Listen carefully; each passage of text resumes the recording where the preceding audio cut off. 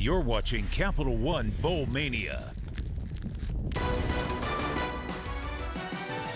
Welcome to the roofclaim.com Boca Raton Bowl as part of Capital One Bowl Mania. It is raining here in South Florida, but Santa Claus came out to play tonight. Liberty looking for its 9th win of the season. They'll square off with MAC champion Toledo. It was 7 years ago, almost to the day, in this bowl game under these conditions that Toledo head coach Jason Candle won his first game as head coach.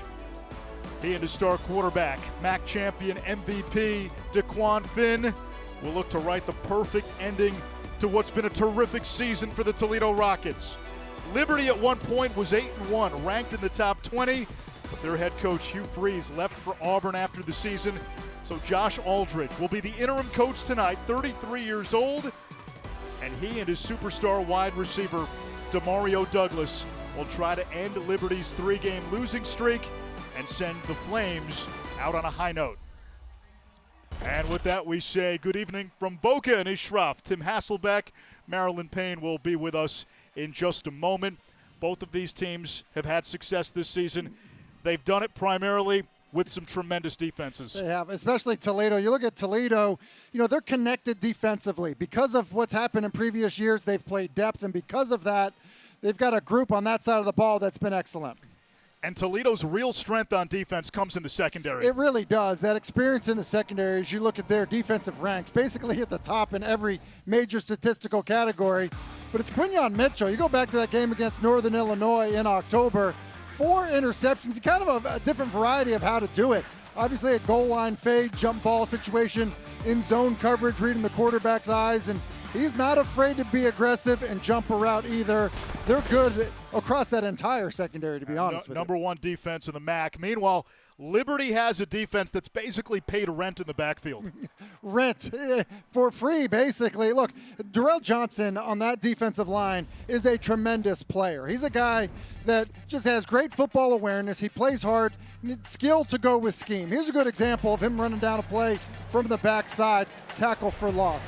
And how about the awareness? UConn trying to run a trick play, knifes inside, diagnoses it, and is able to get the tackle for loss. And, he was described to us almost like a big play wide receiver, somebody that can change the game because of the negative plays that he creates. Yeah, he's a guy that has a chance to play on Sundays, leading the nation in TFLs. Meanwhile, this Liberty team, they found out on the bus before their final regular season home game against New Mexico State that head coach Hugh Freeze was going to Auburn. It was while they were reading it on their phone. So, Maryland, today is a chance to get a little redemption. That senior day didn't go so well, but this is a second chance at a last goodbye.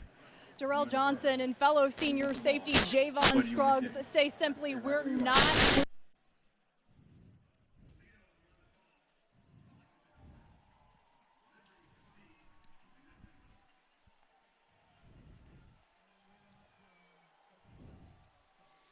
We apologize for the technical difficulties. We'll get to Maryland in just a little bit. But we talk so much about the defense. Offensively, Demario Douglas, who you saw in the open there, he's a real star. Chance to play on Sundays, 5'8", shifty, slippery, big play capability. Yeah, Anish, I agree with you. I think there is an NFL future for Demario Douglas. And the interesting thing when you look at Liberty offensively, it's been a struggle at times and because of changes offensively. But he is the guy that can go. Kind of described as the player that has the most juice on this Liberty offense. You can throw him the go screens. You can throw him the ball down the field. You can hand it to him. As you see there, he has the elusiveness, everything you need in terms of a big play wide receiver, and he's going to need to be able to do it against a good Toledo defense. Now, this is a Liberty program that played its first FBS game in 2018. They're new to this level. They hired Hugh Freeze. Then this program really started to take off. First ever bowl game, they win. That was the FBC Mortgage Cure Bowl 2019. A year later, they cracked the AP Top 25. This year, they got as high as number 19, but then Hugh Freeze leaves for Auburn.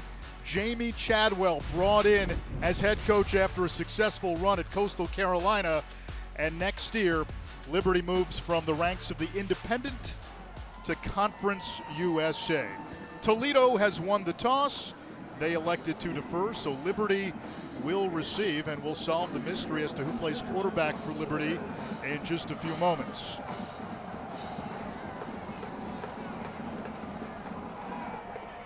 Demario Douglas, his first touch.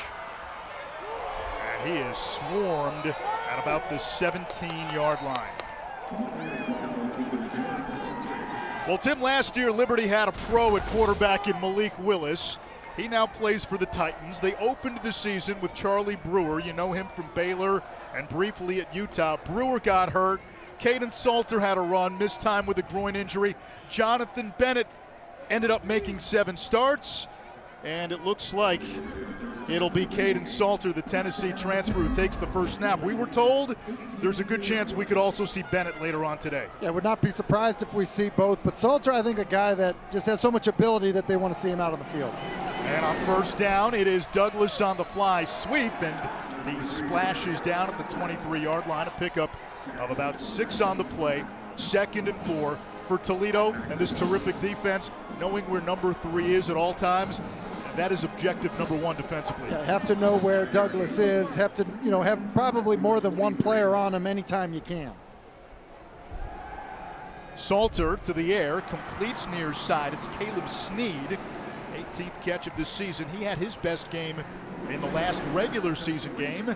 And a first down for Liberty. What do you like about Salter? Well, here's what I like so far. The touch pass and then a completion to Snead. So now you're 2 for 2 if you're Caden Salter in this ball game. Shedro Lewis goes wide, 4-man rush.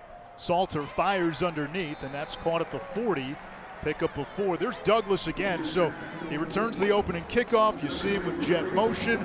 Now he catches a pass the traditional way. There is a concerted effort to get him the ball. No doubt about it, and I think this too, an issue. You look at it, the rain is not coming down that hard the way it was in warm-ups, and so kind of easy throws to get Salter in a rhythm. Salter being chased, eluding the pursuit, and fires incomplete again, targeting Douglas. But I have to say, I'm a bit surprised. Now, obviously, the touch pass to start the game basically was a sweep, but Josh Aldridge had talked so much to us about, being conservative offensively, not turn the football over, don't put this defense in a bad spot, and they've opened up throwing the football. Look at the numbers on Salter. He started back-to-back games against UAB and Wake, and then had some groin issues, had surgery, missed a month. On the slant, there's C.J. Yarborough, big target on the outside at 6'3". He didn't play last year to focus his time on the ROTC program. Well, and this is a really good job just getting his body inside. You mentioned it, 6'3". He's got all he needs to do to pick up the first down. For Liberty, the challenge this year at times has been consistency on offense. Obviously, when quarterback's a revolving door, it makes it difficult to do.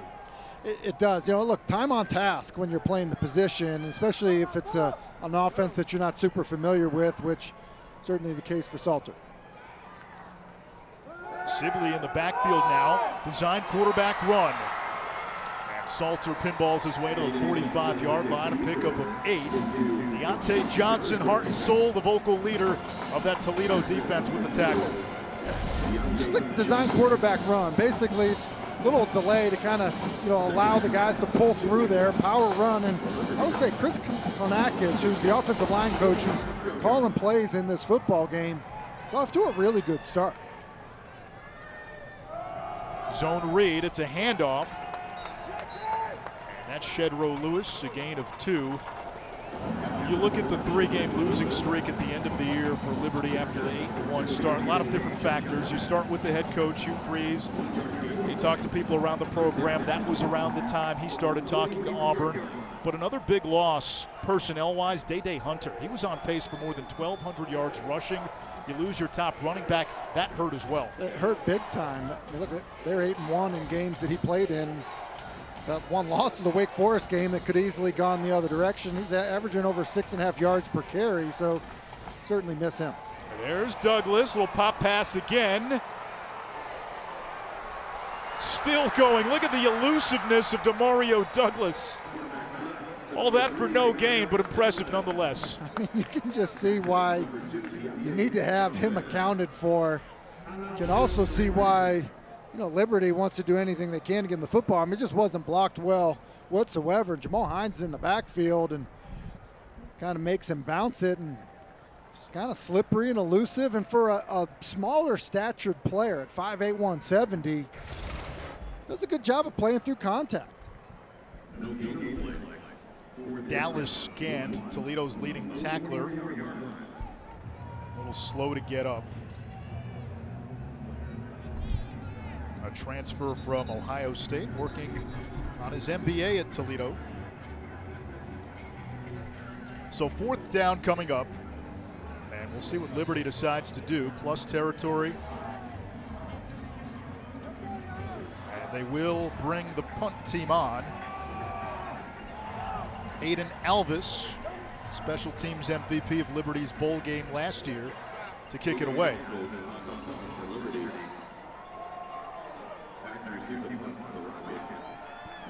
Adam Beal waits for the kick. Line drive kick, and Beal makes the fair catch at the 12, 33-yard punt. And sets the tone early. Both teams very comfortable relying on their defense. Toledo's quarterback is DeQuan Finn. He too finally healthy. He's battled leg and shoulder injuries all season, played well in the MAC championship. Tim, a true dual threat who's a game changer for this program. Dual threat is right, and you mentioned the MAC championship game, played well in that game. Obviously, he's the MVP of the game, and I think when you say dual threat, I mean he's primarily a runner, but he's good throwing the football, especially on the move, and a much better offense when he's available and healthy. Jaquez Stewart begins as the running back. A flag down. There's Stewart out of the backfield. Room to run. And out of bounds at the 30-yard line, a pickup of 18.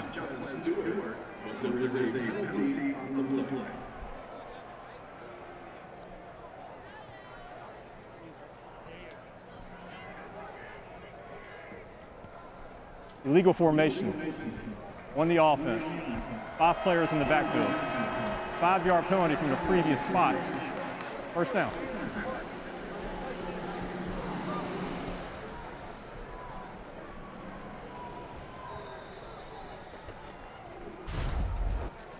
And I think they end up on the right side of this offensive line. I think Peter right tackle, and so he's off the ball. And I think with that formation, they're basically saying, hey, your right tackle is not on the football. You got to get him moved up, otherwise legal formation.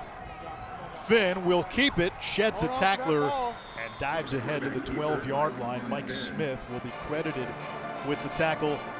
Liberty missing a couple of key players on their defense. Ahmad Walker, 11 TFLs in the transfer portal. He went to SMU, and they're without one of their corners, Chris Meganson. On the ground here, on 2nd down, it's Jaquez Stewart, who had 93 rush yards in the MAC championship, gets 6, and it'll set up a 3rd down. Yeah, a little bit of Toledo just saying, hey, get set quick. We're going to quick snap you and try to hit it. And pretty good play on 2nd and long. Empty set here on 3rd and 4.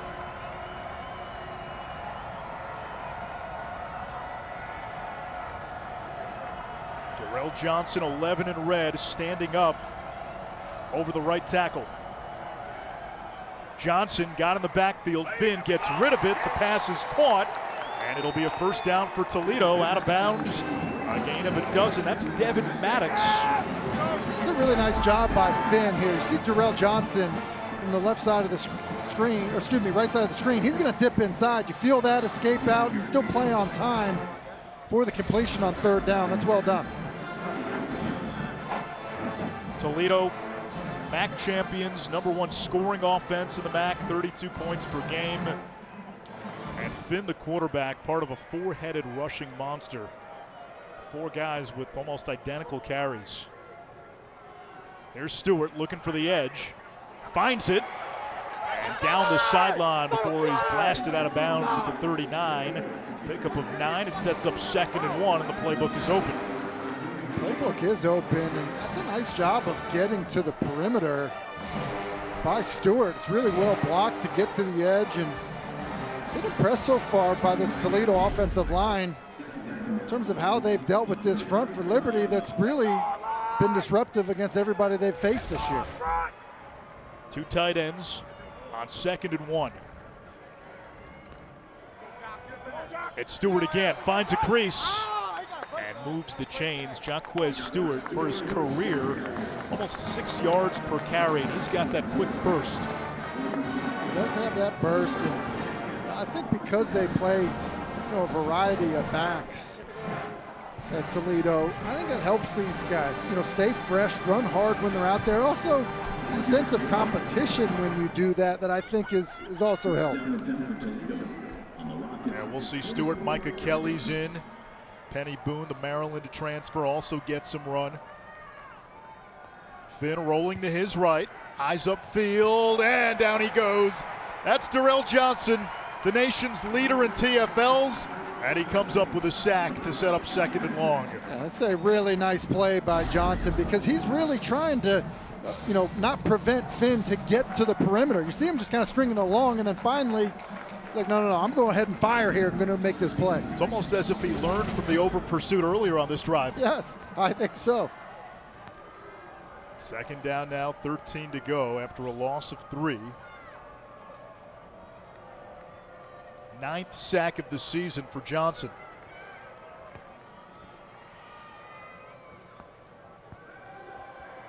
Three-man rush, Finn down the seam, and it's caught.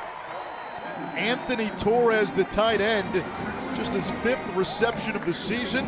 Toledo into plus territory. They move the chains again. It's a great job of seeing it by Finn. See that safety rotate to the middle of the screen, then it's just about throwing that seam route to Torres, which was right on time. Finn's got time. He'll let it fly. A lot of contact, no flag intended for Maddox. Dejon Anthony in coverage. It's a good job of Dejon Anthony, who's finds himself, in a starting role in this bowl game, and some hand fighting, but I do think because of the way that ball was thrown out of bounds, long foul ball basically. That's a quarterback, not calling for the DPI. I mean, ball's got to come down and play. Micah Kelly across the 40. Kelly, another speedster.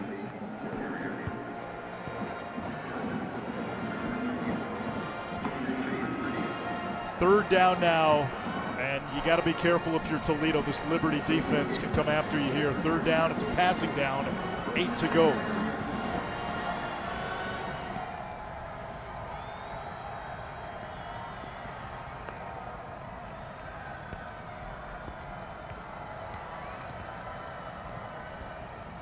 Play clock in single digits. Finn, speed option, pitches to Kelly. Finds the edge, runs out of bounds, well shy of the marker, driven out by Akeel Washington. And it'll bring up 4th down, an early decision for Jason Candle. This is a Toledo team that likes to be aggressive on 4th down. Yeah, and I think field position, I think the conditions probably leading them to that. And how about Liberty? One of the reasons they're a top 20 3rd down defense. You face the speed option on 3rd and 8, but obviously ready for it and forces 4th and 8 opportunity for Toledo. No surprise, Jason Candle electing to go for it. Here comes the pressure. Finn flushed, trying to escape. He's not going to get anywhere and driven out of bounds for a big loss. We told you this defense can pay rent in the backfield.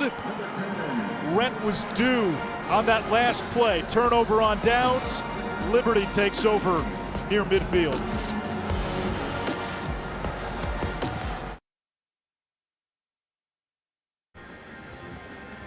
Scoreless first quarter with the rain coming down. We send it to the field and Maryland Payne.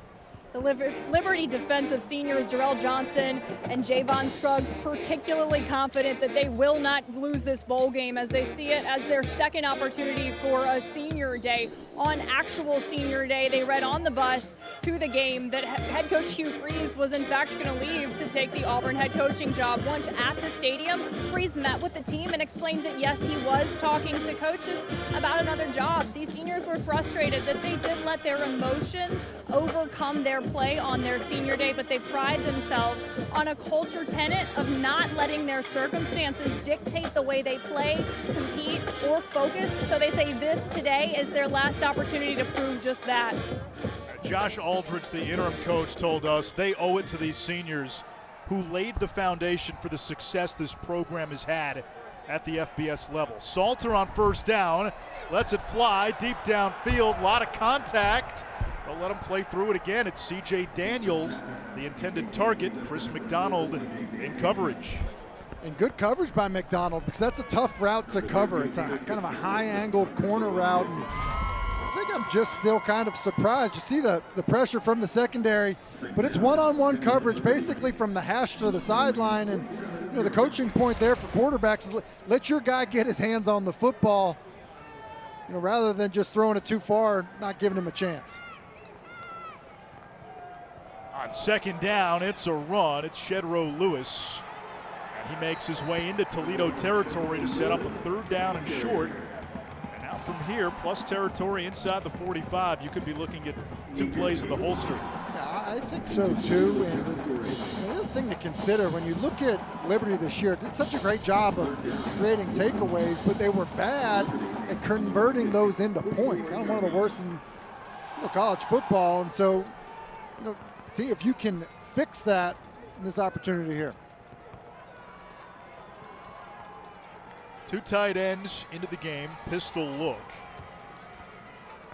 Salter will keep lots of room on the outside and out of bounds inside the 25-yard line. He was hoping that Bollinger, that hybrid tight end fullback, could get out in front and clear the path, but he wisely chose discretion over valor when he figured Bollinger couldn't. Yeah, and it's just a zone read, and you're reading the edge player, and it's Jackson Barrow, and he crashes down, and when he does that, Salter just keeps it, and no one's home.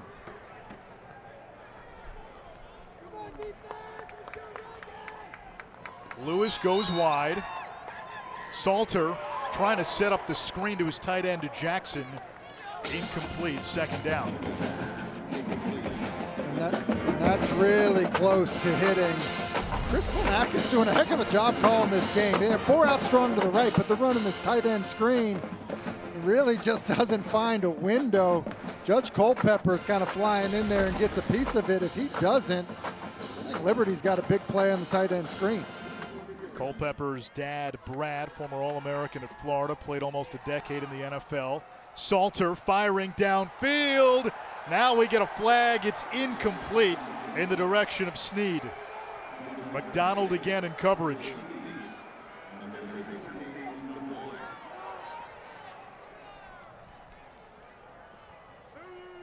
Pass interference on the defense, number 13. 15-yard penalty from the previous spot. Automatic first down. I think it's that right hand hooked, and I don't know. I got to be honest, I think it's pretty well played. And you said it before, like, I am going to favor the offense. I mean, don't get that wrong. I am, but like, to me, like, you are allowed to touch them. You just can't, alter their path. There were a couple other ones a little more egregious. I think so. Chris McDonald, really both of these corners, very good players, and I think that was pretty well played.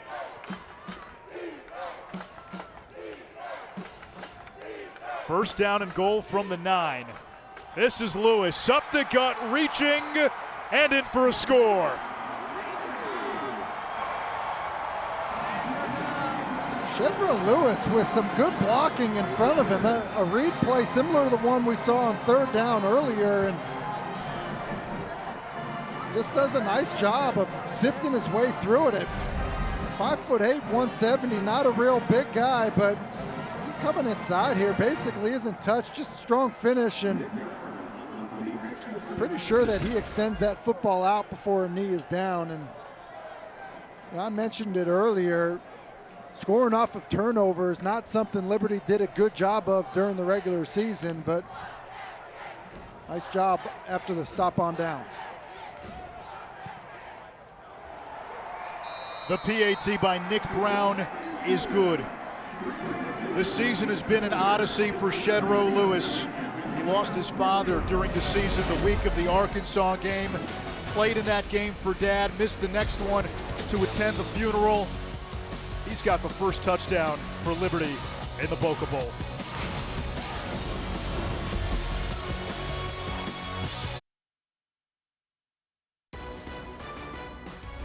The RoofPlane.com Boca Raton Bowl is brought to you by RoofPlane. Protection made simple.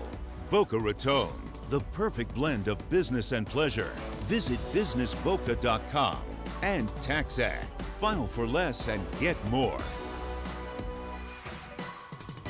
7 years ago, Jason Candle won his first game as a head coach that came in this stadium, in this bowl game, and like today, in driving rain, Matt Campbell, who had been Toledo's coach, had left for Iowa State just 20 days prior. So a full circle moment for Jason Candle. Didn't really want to talk about that with us. Said, hey, this week, this game, about the players. Definitely about the players. Couple things to clear up. It is sunny here sometimes. It doesn't always rain here. We can confirm that. Guys did get to spend some time at the beach this week, and but he did admit, pretty cool to get your first win as a head coach in a bowl game. How about the strip in front of the Liberty sideline, which says 1.8 miles to the beach? Nice little recruiting pitch there for FAU. 3:50 to go in quarter number one. Liberty on top. It'll be Toledo football from the 25 on the other side.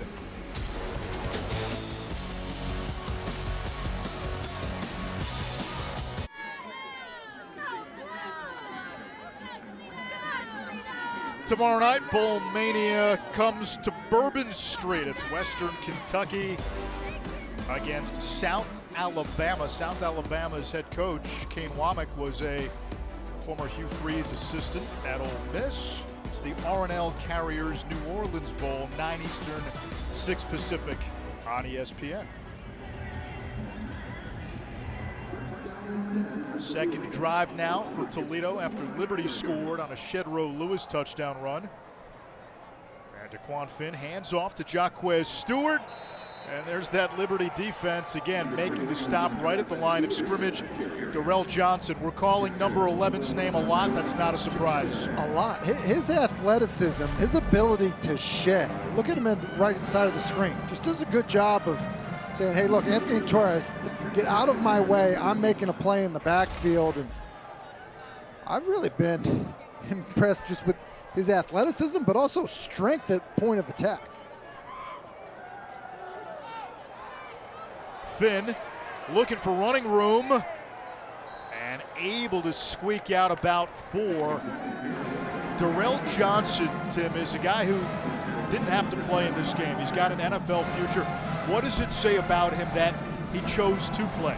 You know, I think that probably being a part of this program has meant a lot to him. I think loyalty to his teammates. I think, you mentioned the desire to go out as a winner. You think about, how it all ends here, and I think that there's just an appreciation for playing the game, and it shows with his effort. Pressure again off the edge. Finn crunched, gets away, and then he stood up by a swarm of red shirts. A loss of 7 on the play. Right now, Liberty is winning the battle on the edge. They're keeping Finn in the pocket, and there is an injured player down. It is Daquan Finn. The Toledo quarterback is down at the 20-yard line. Finn this season battled through shoulder and ankle injuries. He had to miss a couple of games. In the regular season finale, only played the first quarter, really couldn't go. Came back healthy for the MAC championship, and the team told us he's as healthy now going into this game as he's been all season. You hate to see it. You hate to see it, and Liberty did a good job of getting to him. I believe it was Kendi Charles who was the first player there, and because he's such a tough, competitive guy, Daquan Finn really trying to escape, and it was after that initial escape, there was another wave of Liberty defenders. Ended up being quite a crunch at the end here. So, here comes Charles, 91. And he gets there initially. He's got him wrapped up, but you see just the fight and the competitiveness to get out, and then that collision there and then gets driven back. It's good to see him on his feet and under his own power coming off the field. If he cannot continue, at least Toledo knows they have a quarterback in Tucker Gleason who has seen a significant number of meaningful snaps this season. I mean, he has. I mean, he's got 8 touchdown passes on the year, and he's played, and he's played meaningful games, and obviously not the plan coming into this one, but they do have a backup that has experience. 40-yard kick by the Australian Jonathan Batsky, not much of a return by Douglas, and it'll be Liberty football. Bowl season rolls on Thursday night with the Lockheed Martin Armed Forces Bowl. We've got Baylor, we've got Air Force. Baylor's got a stud freshman running back in Richard Reese. Air Force, the best rushing offense in the country. Brad Roberts, third among all FBS backs in total yards. Coverage begins at 7:30 Eastern. Caden Salter, 5 out of 8, 29 yards, 28 yards with his legs as well. Third drive for Liberty. Screen pass. Sibley juggled it, had to go back for it, and he goes out of bounds after a pickup of about 3. Let's give some credit here to Chris Klinakis. He's the play caller for this game. He's called a terrific game for Liberty so far. He has. He's gone to this formation a few times, this kind of bunch, this wide bunch, but he's gotten Caden Salter into a rhythm. He's done a good job with the run game. He's not been afraid to take shots down the field, and I think for an offense that had struggled at times this year, they look like they've been in a pretty good rhythm. Against what has been a really good defense. Salter to the air. One-on-one downfield. Incomplete. And a flag at the end of the play. It was Sneed and McDonald. This is a Toledo defense that likes to put its corners on an island. They trust them. I don't know about that. Well, and Toledo style play certainly is play man. On the defense, number 13. 15-yard penalty from the previous spot. Automatic first down. Play man and challenge you. Now, earlier I didn't think Chris McDonald should have been called for PI. This one was. He just gets beat immediately, and he's just there too early. Kind of grabs Sneed's arm, and it's interesting because McDonald is a player that started as a true freshman. He's played inside, he's played outside. He's a good player, but he's been attacked so far by Liberty. Salter on the speed option. Little improv in Boca, and a pickup of 5. It'll bring up 2nd and 5. Ball on the 40-yard line of Toledo. Final minute, first quarter. Liberty has dominated the line of scrimmage while on defense, and they've been doing most of it on offense as well. Yeah, they have, and I'm glad you brought up Chris Klinakis because I think there was some mystery of how this was going to go. Offensive line coach, hey, you're going to run the football, take the air out of it, but they have not done that. That throw behind Yarborough. And we're told there's an update on DeQuan Finn. Marilyn? DeQuan Finn was walked back to the locker room after a brief stint in the tent. They were looking at his right ankle or foot while he was in the tent, but he did walk back to the locker room on his own power, nothing taped and no limp, so something to keep an eye on. I'll give you more as I have it. Now Tucker Gleason would take over at quarterback if Finn cannot continue. Third down here in the final 29 seconds of the opening quarter. Salter to the air. Has Douglas on the drag. Can he make somebody miss? Not this time. He lost a yard. It'll bring up 4th down. Salter walking over to his sideline. Liberty does not have to run another play.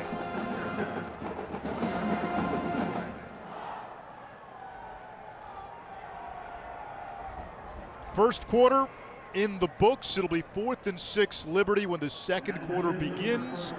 And when we come back, we will hear from Liberty's next head football coach, Jamie Chadwell. We'll be down on the sidelines with Marilyn Payne on the other side.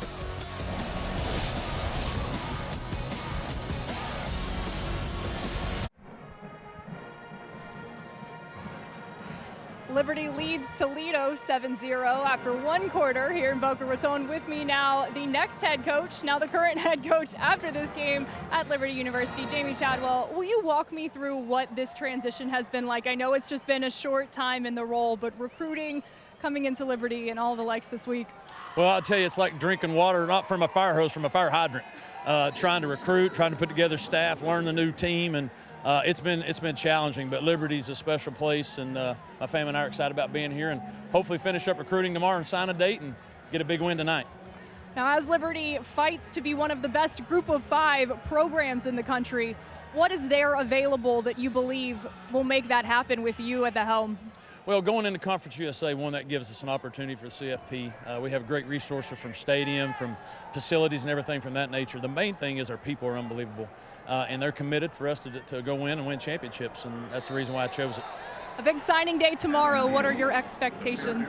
Well, one, you hope you hold on to these commits that I got to know the last 2 weeks. Hopefully we added some new ones, and then hopefully there's not too many surprises, and if there is any, they're on our Liberty side. Thanks so much for the time. Thank you. Anish? Thank you, Maryland. Jamie Chadwell, after a successful run at Coastal Carolina, will begin the next part of his career at Liberty, and a new quarterback for Toledo after DeQuan Finn went down on the last drive. Tucker Gleason comes in. He's played in 8 games this year. He started 2, led Toledo to a big win late in the season at Eastern Michigan, was named the MAC West Offensive Player of the Week following that game. And the handoff is to Penny Boone, the Maryland transfer. Hit at the line of scrimmage, might have lost a half yard. This Liberty defense winning in the trenches. They are winning up front, and then you throw into the mix the rain change at quarterback. It can become a challenge for you offensively, and so Jason Candle's going to have to find a way to kind of, at a minimum, flip the field for Toledo. First throw for Gleason, and able to complete across the 20-yard line. And how about that? That's a pretty good one there. Off of the play action, moving to his left, hits the over route. This is not an easy throw. See, he's got his tight end coming across the formation, and it's just good timing to get to Lenny Cool, and well done by Tucker Gleason. 6th catch of the season for Cool. Here's Boone, sheds the initial tackler, and then rumbles across the 30, a first down, a gain of 10. Anthony, the cornerback, brought him down. Penny Boone brings you a little different dimension than Micah Kelly and Jaquez Stewart. That's exactly where I was going. You could see it there, and I love when teams kind of have that combo. The quick guy, the shifty guy, the little guy that can hide in and out of there, and then the big back who just is going to run through you. He's looking for contact. Back to Boone, and he thunders to the 40, a pickup of 9. 6'1", 235 out of Detroit. In fact, he was on the same high school team as DeQuan Finn. Yeah, imagine defending those guys in high school. Just this is what you're looking at. You're looking at a mouthful of Penny Boone, and I do think that this is something that, as you face a really athletic Liberty defense, sometimes just saying, look, we're going to try to go right at you and, not play around with the athleticism, let you knife underneath to do anything like that. That can get you going offensively. 2 tight ends in the game. Play clock was down to 0. Boone again. And we're noticing the first guy can't get Boone down. He gets enough for a first down. And the fall forward, right? And that's part of it. That's physics. Yeah, and if you can do that, that can start to wear on a defense a little bit. And so I like the adjustment there with Penny Boone. Now, a little tired after running it a few times, had some time off, and so you got Stewart back in the backfield.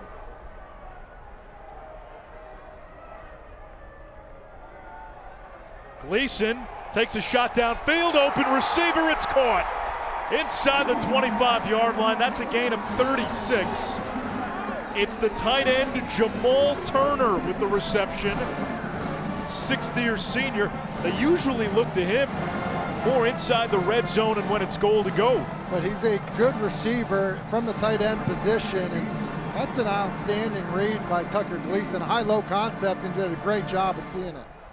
Here's Stewart. He's ambushed, and down he goes. Kendi Charles finished him off for a loss. You know, as we go back to it, it's a high-low to the left, and the corner squats on it. It's just a good job of seeing it by Gleason and then throwing it on time, because he's going to run out of room into the boundary, and Gleason should feel good about that. Get up and go, and been impressed so far coming off the bench in these wet conditions.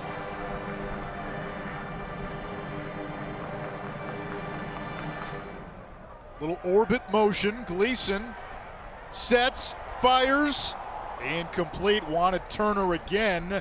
That time for 6.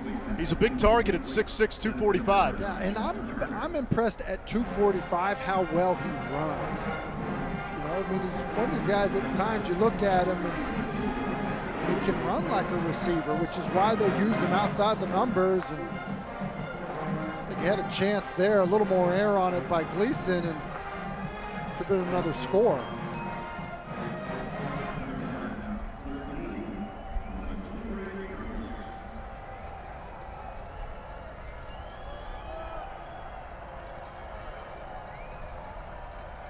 On 3rd and short, Gleason to the air.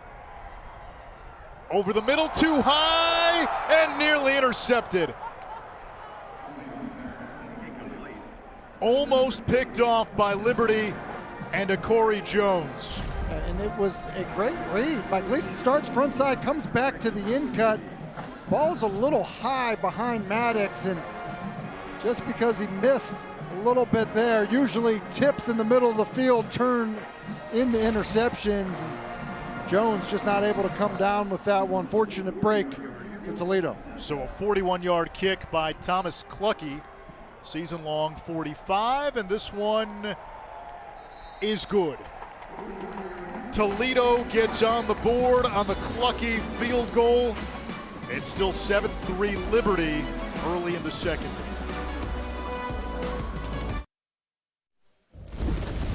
Earlier this month, Toledo won its second MAC championship under Jason Candle. The last title came in 2017. December 3rd, Jacquez Stewart, 93 yards rushing, 29 on a touchdown. Demir Blankensee hauling in a touchdown that gave Toledo some breathing room. It was the Rockets over the Ohio Bobcats, 17-7 at Ford Field in Detroit. And Toledo, with a win today, can get to 8 wins on the season. You look at their losses, 4 of their 5 losses by 7 points or less. They're trying to get back in the win column in bowl games as well. They won the Boca Bowl here in 2015. Since then, they've lost 4 straight bowl games. There's Demario Douglas, a dangerous return man. Snakes to the outside and takes it across the 20-yard line.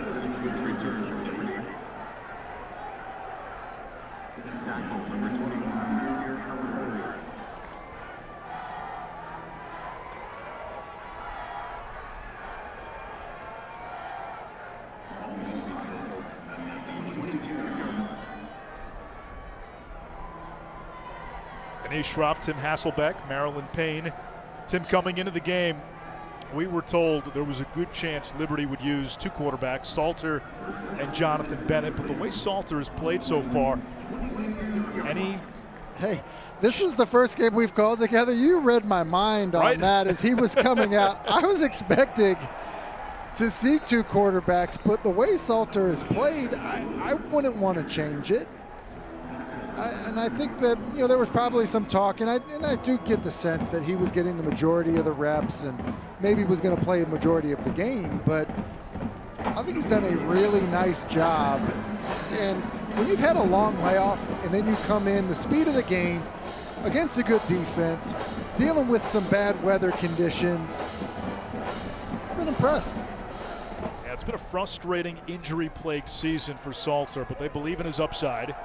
Off play action, and nowhere to go. Salter run out of bounds. Jackson Barrow, one of the linebackers sophomore out of Indianapolis. It'll bring up 3rd and long. Toledo trying to remind its fans and the people watching, hey, this was the best defense in the MAC. That's right, and so they're not going to go away quietly. We all, listen, right as we compliment Salter, can we throw it away so it's not a sack, not a negative play? Can we do that, though, if I'm going to sing your praises? Announcer jinx. 3rd and 17 now. It's a Rockets defense with 7 all-conference selections and 4 first-teamers. Salter will run on the zone read, breaks a tackle, dives across the 30. They got a lot of it back, but still a couple of yards shy, 4th down. Got a lot of it back, almost hit it there. Toledo's coming up with a pressure off of the left side of the screen, top of the screen, and this almost hits. You see if he can just kind of sneak through one more defender there, he's going to fall forward for the 1st down. Kind of goes back to, Anish, what you were talking about before, is that Chris Klenakis on 3rd and forever, dials up a quarterback run and it nearly hits. Aiden Alvis to punt it away, and Adam Beal waits at his own 25. This punt will chase. Beal back inside the 20. He cuts a jagged path across the 35, out close to the 40, a 52-yard kick. A nice return for Beal, and we'll see who comes out at quarterback for Toledo on their next drive when we come back. That is the ultimate prize tonight in Boca Raton. The RoofClaim.com Boca Raton Bowl is brought to you by the Palm Beaches. The golden age of travel is back in the Palm Beaches. Part of the experience of going to a place like Boca Raton, RoofClaim.com Boca Raton Bowl, Toledo players, you get Florida weather, you get the beach. Tim, what was the best bowl game you played in? The Aloha Bowl, okay? So anytime there's beach water, especially if you're coming from somewhere not that warm, beachy, or nice weather, it's always good. Little known fact, my first and last college football game in Hawaii. Go figure for a guy from BC, and obviously good to see Daquan Finn back in the lineup under center for Toledo at quarterback. Yeah, he got hurt, missed the last series, now back in. He was the MVP of the MAC championship game. Has battled injuries all season long, missed a couple of games, and back in there. True dual threat quarterback who changes the offense. Takes a big hit on 1st down and fires incomplete downfield. Now that's a welcome back and a rude one. Hey, you want to come back out here? Here's Darrell Johnson back in your face as you're trying to push the ball down the field. You really had a one-on-one opportunity, and it's just a matter of giving your guy a chance to touch the football, get his hands on it, and you see Johnson bearing down on Finn back in the lineup, but Finn hopped right back up.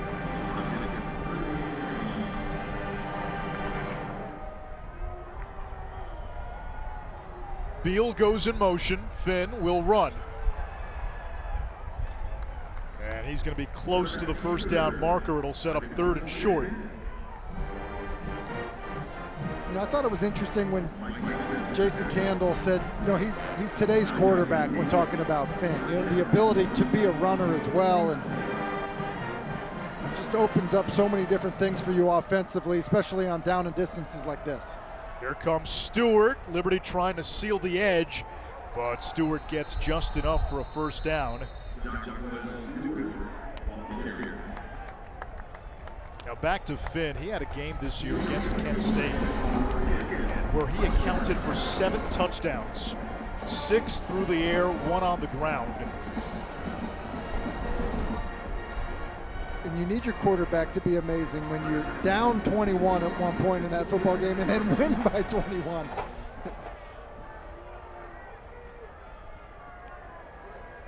Finn fires, and that's complete.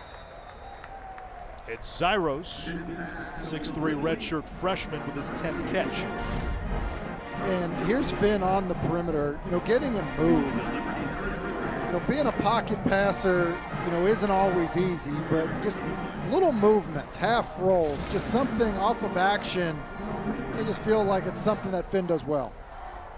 He hesitated and then gets forward, and he's going to have what looks to be close to a first down. They will give it to him. He kind of popped out of there, didn't he? He looked like he was bottled up, and next thing you know, shot out the back end. Someone fired a couple of Mentos in that Coke. Yeah. 6.5 to go. First half, Toledo still looking for its first touchdown. They bring in the bruiser now, Penny Boone, in the backfield. Snap gets away, but a flag down, multiple flags down.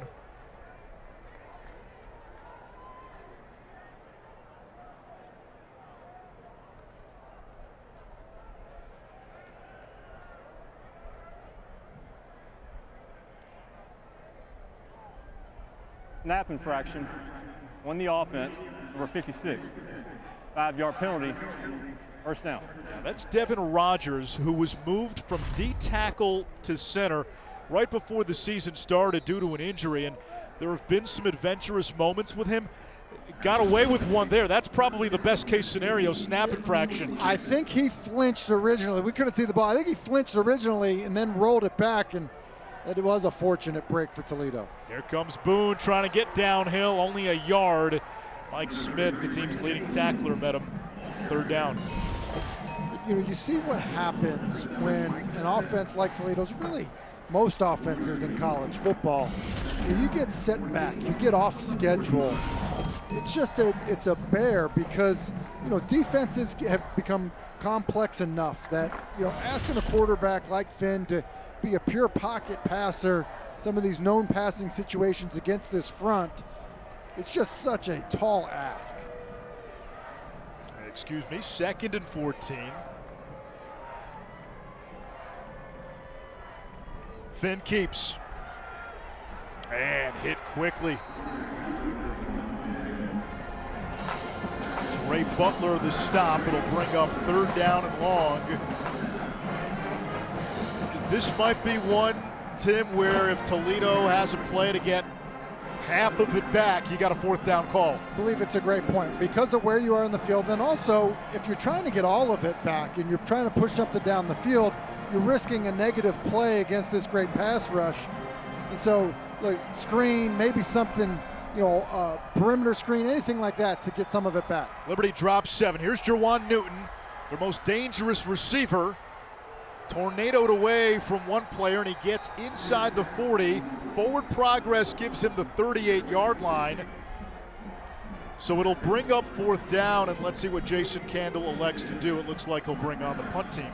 But Anish, I think they were trying to do what you were talking about. I think they were throwing this. This is a kind of a shallow cross screen. The guys deep actually go and block. If Newton will actually just get up the field and pick up a few more yards, then I think it's a much different conversation we're having. Instead, we're seeing a punt. Jonathan Batsky punts it away. High kick.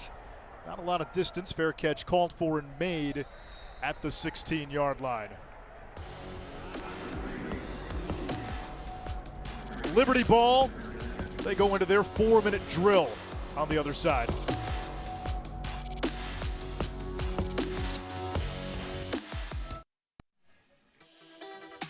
Part of the Bowl Week experience is giving back to the community that hosts you, and after Toledo's walkthrough Sunday, a group of players joined their defensive coordinator Vince Karras to meet with staff at Baptist Health Boca Raton Regional Hospital to thank the people there for the tremendous work they do with the children in their care.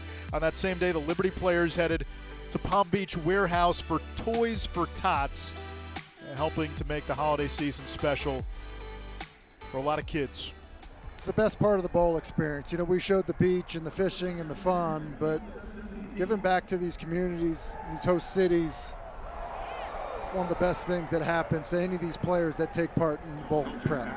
Dangerous throw there by Salter in the direction of Noah Frith.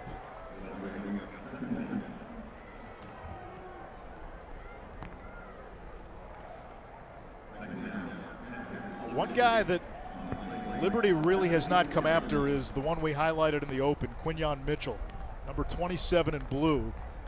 5 interceptions, national leader in pass breakups and passes defended.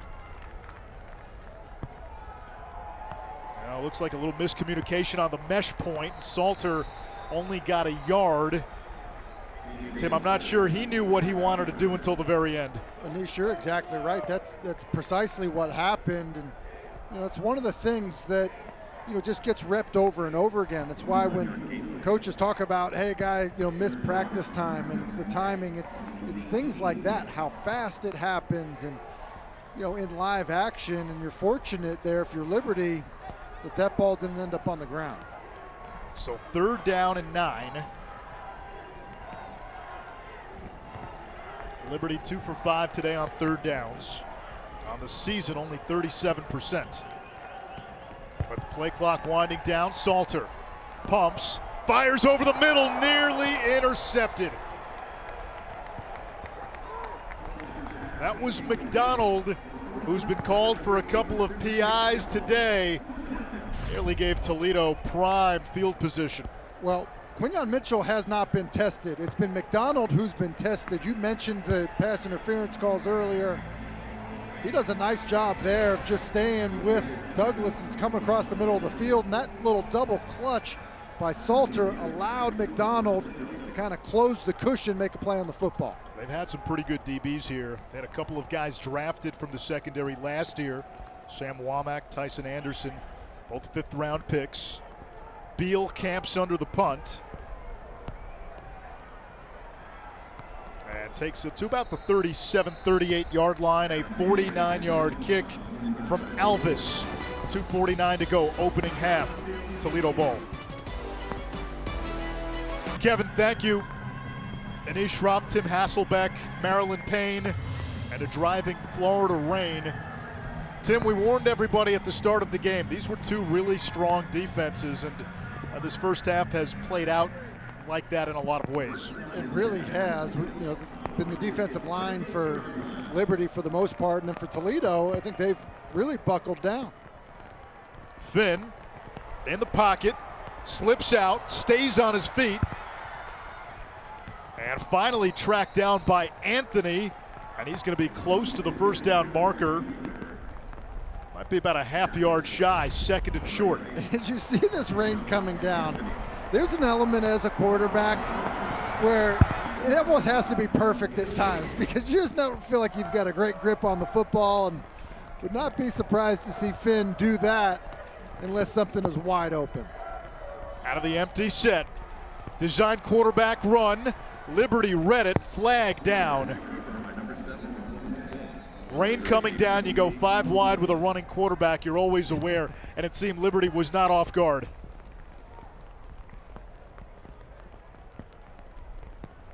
There is no foul on the play. 3rd down. 3rd down. And I was going to say, a lot of times what happens is your right tackle, doesn't know where the quarterback is. He might get caught grabbing, which I thought that maybe happened to Nick Rossi, but officials decide otherwise, and Toledo's now got something going. Yeah, it's a 1st down, short pickup, but enough to move the chains. Toledo's got all 3 timeouts. Stewart goes wide. Finn, chest high snap. Another quarterback run. And he burrows inside the 45, a gain of 6. 2nd and 4, we come up on 90 seconds to play in the half. And one of the things Toledo does a pretty cool job of, the back will leave the backfield, so you think it's empty. But then you have that tight end kind of in that wing position who can be a lead blocker on the quarterback design runs. Here comes Stewart. And he is to the 35. That's a 1st down. It'll momentarily stop the clock. And it's just power football at this point. It's what you kind of need to do in these conditions for Toledo. And now Jason Candle will use the first of his 3 timeouts. 1:16 to go. First half, it's 7-3, Liberty on top. And we are getting closer and closer to playoff football, college football playoff semis. New Year's Eve on ESPN. Number 2 Michigan, number 3 TCU. Michigan, the great offensive line. They were the Joe Moore Award winners. That's 2 years in a row. And then Georgia against Ohio State, 1-4 in the Chick-fil-A Peach Bowl. Let me ask you straight up, is anybody taking down Georgia? They are so good, and I think you need to give Stetson Bennett credit for just how he's managed all the expectations, played well enough to get great play out of the guys around him. And look, they have been the best team in college football this year, but there's a playoff. You got to prove it a couple more times. 1st and 10, Toledo from the 35. Finn to the air. Pressure coming off the edge. Finn fires downfield, and that's going to be incomplete. 2nd down. Clock stops with 1:10, and Finn pointing. Was that a route that wasn't run properly? You know, it looks like that's what he's saying. I thought he had a shallow cross there. A lot of bodies, a lot of defenders around that shallow cross, and it was probably better served as a throwaway. Finn will run again. Straight up the middle to the 31, a gain of 4. Kendi Charles with the tackle. 3rd down, Toledo calls a timeout. It's got 1 left. Starting to see a little bit of a different trend in the run game for Toledo. Early on, we saw Toledo try to attack the edges, even with the quarterback moving the pocket. Now it seems everything is more focused around attacking the middle of that Liberty defense. Because I think they said the heck with trying to deal with Darrell Johnson. I believe that's what it was. You know, oftentimes, and it happens in, the NFL, you say, hey, run it, Micah Parsons. But don't do that when, if you can't block the guy. And so ultimately, he was a problem for him, and so they decided to attack inside. A Toledo team coming off a MAC championship. Liberty started 8-1. Wins against BYU and Arkansas. Lone loss in that span was by 1 to Wake Forest, a game they should have won, and then lost 3 straight to end the season, including losses to UConn and New Mexico State. 3rd down and 6 with 1:04 to go.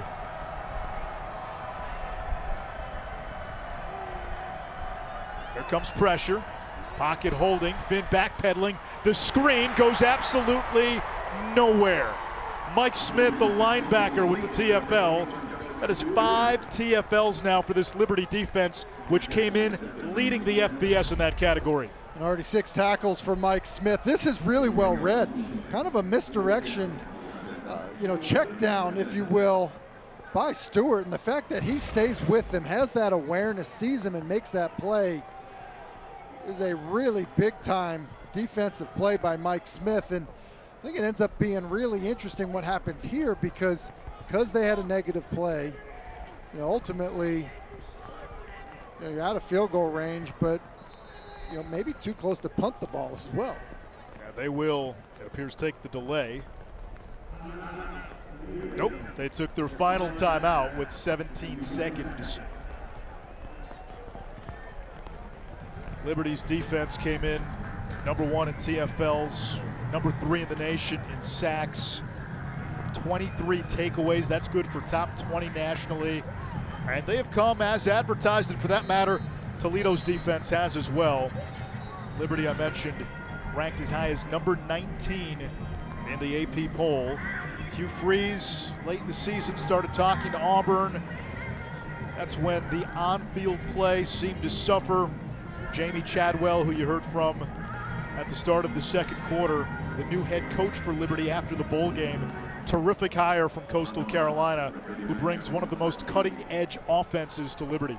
And he's going to inherit a roster of some pretty good athletes, guys that have been recruited here to Liberty. The profile's changed quite a bit under Hugh Freeze. Batsky's punt rolls into the end zone for a touchback. So 8 seconds left in the 2nd quarter. Liberty will have it at the 20-yard line. 3 timeouts, and Toledo will get the ball first in the 2nd half. Do you expect anything here? I don't. Not in this weather. And I think, look, for as hot as Caden Salter was to start, it looks like we're seeing Jonathan Bennett now. Jonathan Bennett come in at quarterback, although might just be a kneel down. May just be a kneel down. just been a bit of a struggle, passing the football after a pretty good start by Salter. And that will take us to halftime. Defenses dominated in the first half. Liberty this season 7-0 when leading at halftime. Kevin Connors and Dan Mullen standing by from Boca to balmy Bristol. Fellas. Weather effect. Welcome back to Capital One Bowl Mania.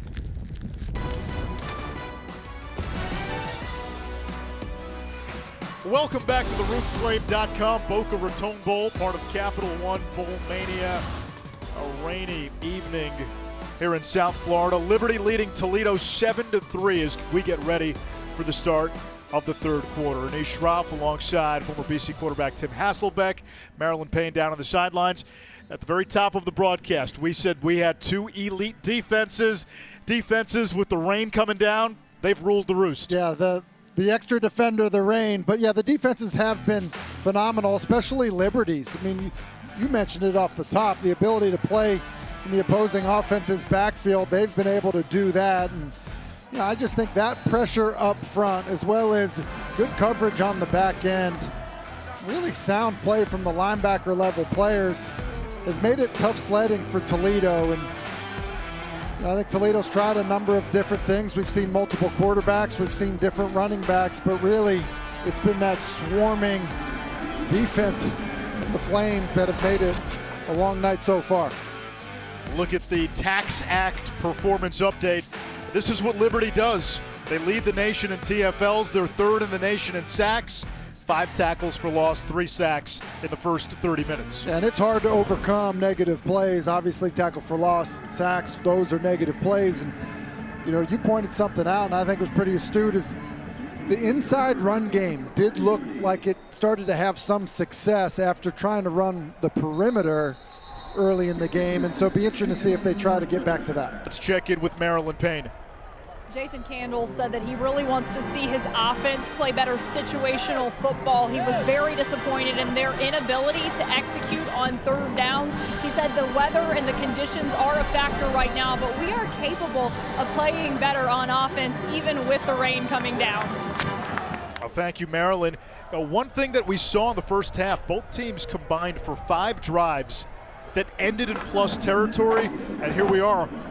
Only 10 points total in the first half. And, usually plus territory is where you'll take a shot. You maybe have a gadget play, something like that. Could see that in the second half. Jerwan Newton goes in motion. He'll catch the screen. And Newton gobbled up, lost the football at the end out of bounds. No gain on the play. Amarion Williams, the redshirt freshman, got to him. 2nd down and 10. Yeah, Amarion Williams does a good job on the perimeter. It's just basically a sweep, but a wide receiver sweep, if you will. And how about just the swarming defense in the secondary? We've talked so much about the front and Darrell Johnson, but the secondary has tackled well for Liberty. Daquan Finn had to come out of this game momentarily for a series, then returned before halftime. Missed some time during the regular season with injuries as well. To the air on 2nd down. It's a sideline throw, and it's caught. Tackle broken. Newton. And a first down at the 36-yard line. Jerwan Newton, Toledo's top receiver. And he just does a good job of running a stop here versus kind of press bail coverage. Good timing by Finn. Sticks him with the football, and then good strength to get the first down. Now Stewart scavenging for yards, and not much there. Another play for no gain. We showed the graphic coming out of halftime, all the TFLs. There's probably been about 3 or 4 that have gone for no gain as well. I would agree with you. And, sometimes it's players taking a chance up front, ducking inside. But when they do that, they have linebackers folding over the top, play well together. And it's one of the reasons they're hard to move the ball on. Finn, chased by Darrell Johnson, escapes. Dives across the 40-yard line. It'll set up a 3rd down About 4 to go. Or negative plays, or plays that were almost negative plays that DeQuan Finn was able to get out of, because that doesn't happen often where Darrell Johnson has you in the backfield and you're able to get away, but that's why you see Finn, such a dangerous runner with the football, turns a bad play into a good one. Finn on the slant over the middle, able to complete. And that's going to be a first down. Demir Blankenshee, sophomore out of Cincinnati, makes the catch. That's hard to do. Quarterback run, you're tired, then throw an accurate ball on 3rd down. Good quarterback play by Finn. So Toledo a yard away from getting back into plus territory.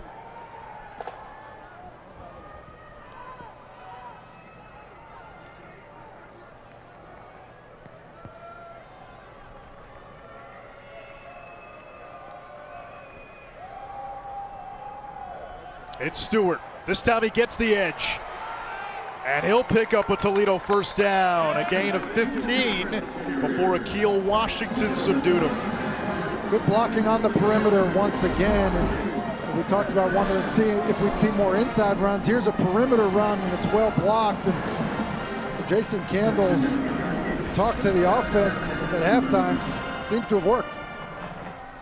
They'll keep it on the ground. And it's Stewart for a pickup of about 4.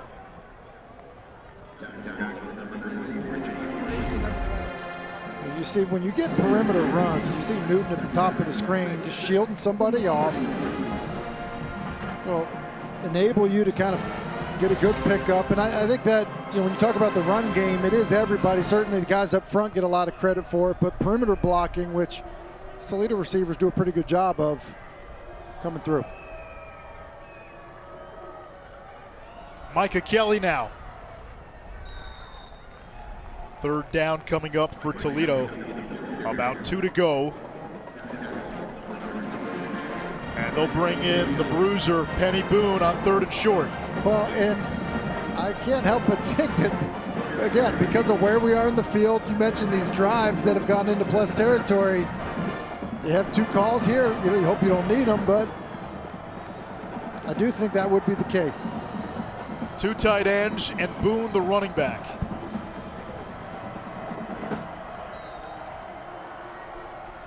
They fake it to Boone, they throw to Turner, who tiptoes the sideline for a first down. Toledo gets into an unbalance to the left side here, and then essentially run an RPO. Essentially becomes offense. Option offense, where you have dive, keep pitch, the pitch man there being Turner, just a different way of getting to it. It's a good thing Turner is so athletic. Good job adjusting to that football. Darrell Johnson ran off for Liberty. Finn toward the end zone, incomplete. Torres got turned around, had no idea where the ball was going. 2nd and 10. Yeah, a bit of a miscommunication for sure, but you know, we talk about getting kind of bogged down in plus territory. I do think we'll see some shots as Toledo's struggled to find the end zone.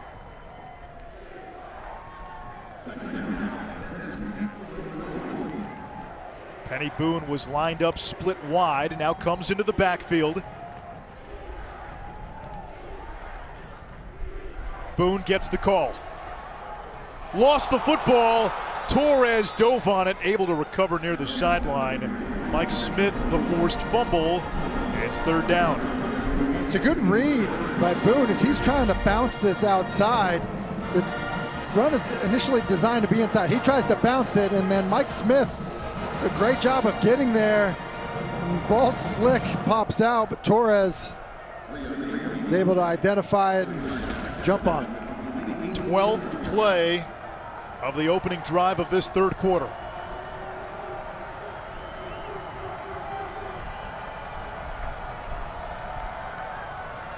Four-man pressure. Finn has Newton, makes the catch.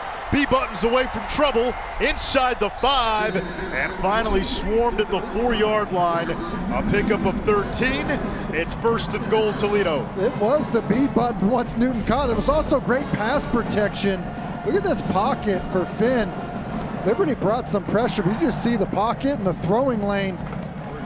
He's able to find Newton in third down, which was a struggle in the first half for Toledo, been much better on this drive. 3 tight ends in the game for Toledo. Newton, the motion man. Finn throws, it's caught by Cool. Lenny Cool, his 3rd touchdown of the season, and Toledo has the lead. It's a very similar play call to the play we saw on 3rd down, where a tight end's going to scrape across the formation as if he's going to kick out, and then it's a fake to the back, and then the quarterback has the ability to push the perimeter, but then if you out leverage the defense, which Cool does, easy throw for your quarterback and a touchdown. Impressive opening drive of this second half by Toledo. The extra point is up and good. Lenny Cool has 7 receptions all season. 3 of them touchdowns. 13 plays, 75 yards. Toledo on top.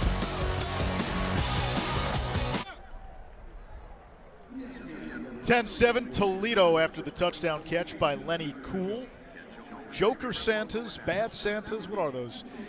Hey, Christmas spirit nonetheless. The Progressive Bowl Challenge Cup is here at the roofclaim.com Boca Raton Bowl, and it'll be awarded to the conference that has the highest win percentage in the postseason. We take a look at the current standings, and so far it's the Sun Belt on top at 3-0 with 4 bowl games remaining.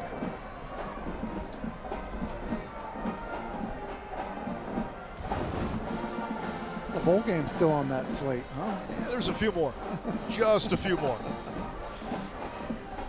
Toledo chewed up 6 minutes and 15 seconds of clock on the opening drive of the 3rd quarter.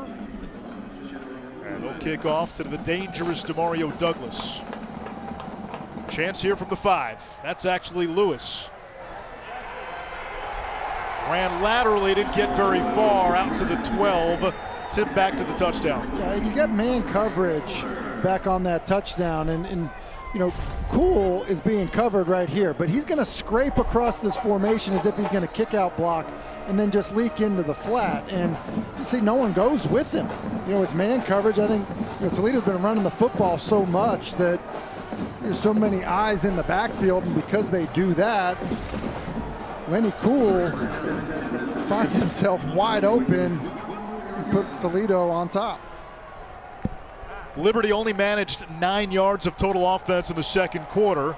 They come out using the ground game. It's Shedro Lewis who has the lone Liberty touchdown. Nice pickup on 1st down. It'll bring up a 2nd and short. And Caden Salter got off to a good start, then regressed.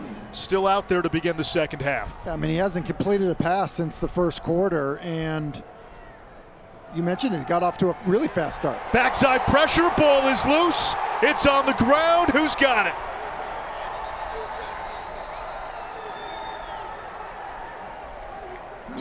Tell you what, Nate Given got there in a hurry and knocked that football out.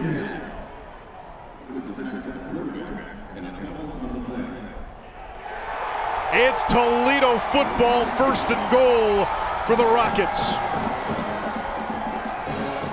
How about this 2nd half by Toledo? Really impressive opening drive offensively, and then get back out on the field, and Nate Given gets to Salter, knocks that football out, and I believe it's Jamal Hines who's able to recover it. And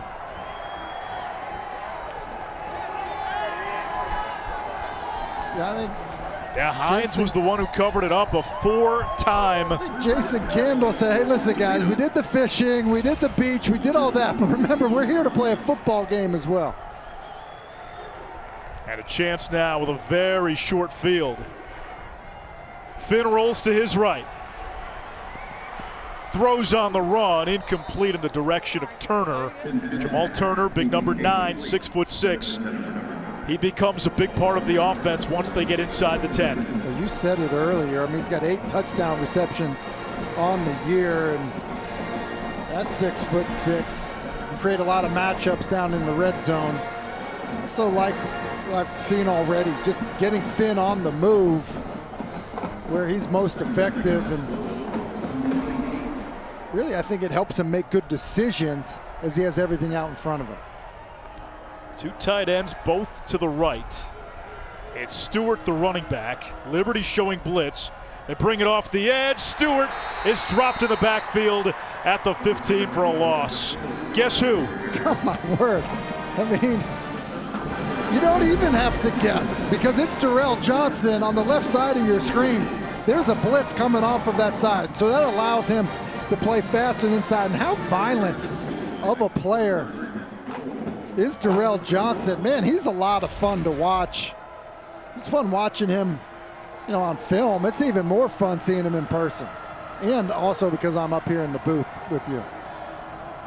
3rd down and goal from the 12. Finn for the end zone. He wants Stewart, overshot him, and it's 4th down, and that's a big win for this Liberty defense to hold Toledo to a field goal try here.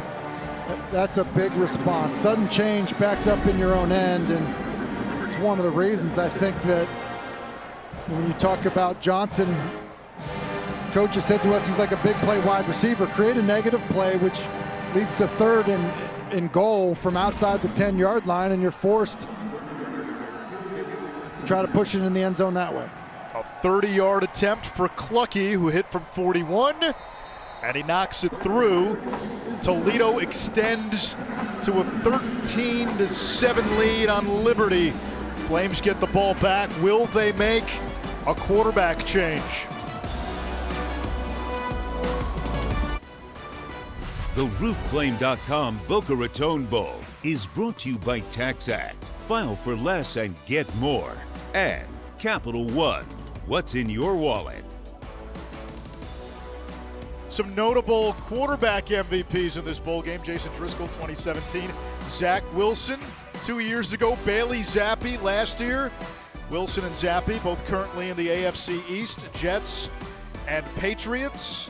Might have a defensive player getting that honor tonight. There's the guy who's made a pretty good claim to it so far, but his team is trailing.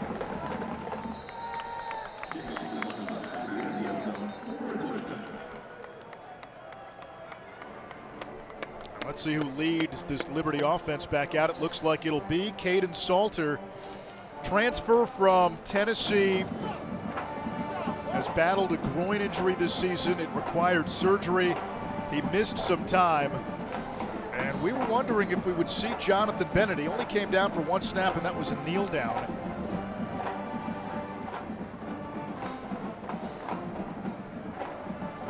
Coaches said expect to see both quarterbacks, but they will continue to ride with Salter. 1st and 10 from the 25. Douglas joins him in the backfield.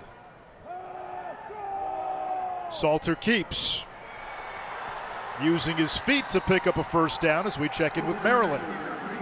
Caden Salter is a quarterback who Josh Aldridge explained is just a good body language guy. It's very difficult to get him to hang his head, but after the fumble and ensuing Toledo points, his head was hung, and Jonathan Bennett was the one who encouraged him to go right back out there and keep playing as well as they all know he can. He's back out there, made a nice play with his feet.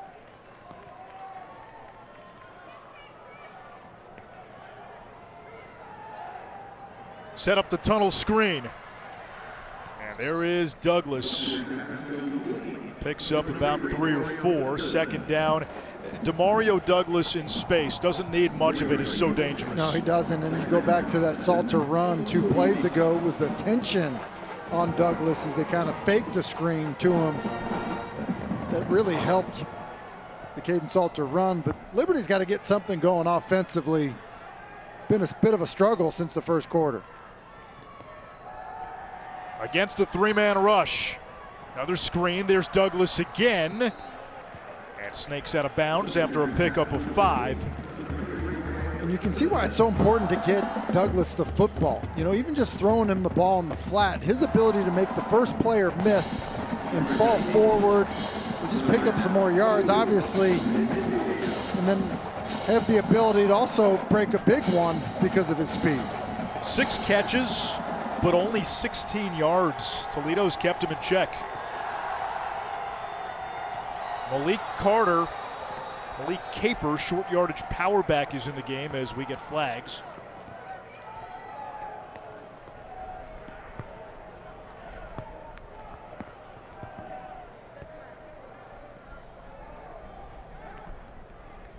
Ball start. On the offense, number 77. 5-yard penalty, 3rd down. That's Cooper McCaw. So 3rd and 2 now becomes 3rd and 7, and you don't need Caper anymore. He goes to the sideline. Shedrow Lewis back in. It was interesting. McCaw jumps, and Culpepper, I think, did a good job. A little bit of a flinch. And so Culpepper, oh, you see that clap there. That's what it was. Deshaun Johnson basically with a clap to get Liberty to jump. On 3rd down, Givhan off the edge. Salter in trouble and has to throw it away. 4th down. Was Givhan again, and an interesting sequence there. I think a clap, which got Liberty to jump off sides, which you're technically not allowed to do, is basically simulating the snap. That happens, it gets Liberty off schedule, and then you get to a straight drop back situation, and Givhan, who had the big play on the previous drive, sack fumble, able to force Salter to throw it away.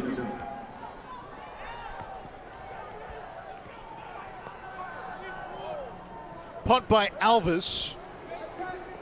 And Beal dropped it. It's a muff. And Liberty recovered.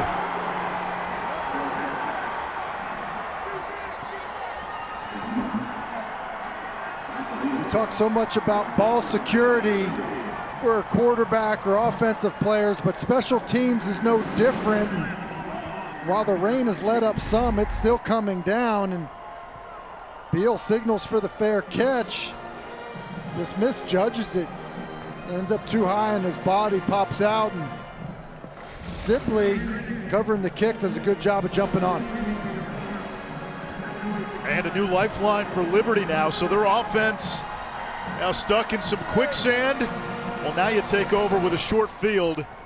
It's 1st down, goal to go from the 10. And Liberty's points earlier off of a turnover on downs. Gets a turnover here. It's something they were terrible at during the season, is scoring off of takeaways.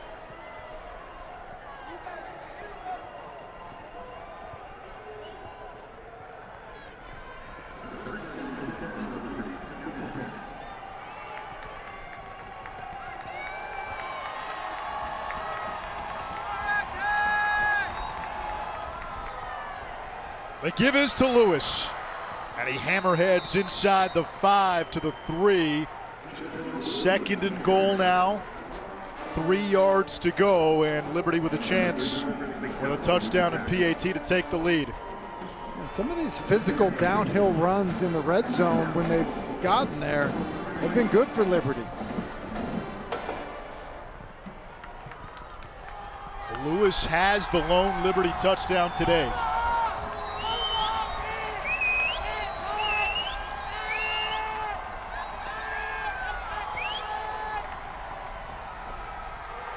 Handoff Lewis, and he is hitting the backfield. There's Jamal Hines, 4-time all-conference player. He's been a staple on that defensive front, and he makes the TFL. Yeah, up at the top of the screen, Hines, he just comes inside and a little bit of a read play. And Liberty's been in this unbalanced formation a few times, and I think nice adjustment there by Toledo. And Hines, who's made a couple of big plays, had a fumble recovery earlier. Tackle for loss of his own. A young man who graduated in May, first person in his family to graduate from college. Salter, flushed, flag down, end zone, ruled incomplete in the direction of Jerome Jackson, and a penalty marker is down. Hold on Liberty. Holding on the offense, number 77. 10-yard penalty from the previous spot. 3rd down.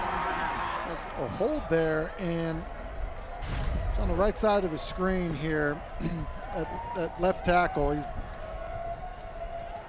just outside the grab and the escape. The escape gets the tackles often. I will tell you what, I'm a little bit surprised that they didn't decline the penalty here, because look, something bad can happen. You know, it's unlikely that you give up a touchdown, you know, from the 16-yard line, but DPI, you know, defensive holding, something like that could give Liberty a new set of downs.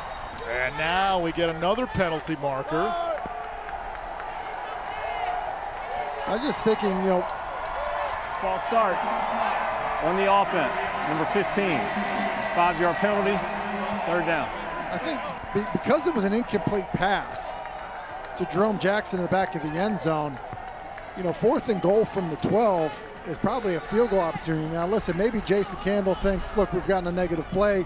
Maybe we force the quarterback to make a bad decision. Maybe force a longer field goal attempt, whatever it may be, but somewhat surprised that they accepted the penalty. Yeah, they had the ball at the 3-yard line at one point. Now from the 21, 3rd and goal, underneath throw. And that'll get Liberty to the 15-yard line. So 4th down, this will bring on Nick Brown for a field goal attempt.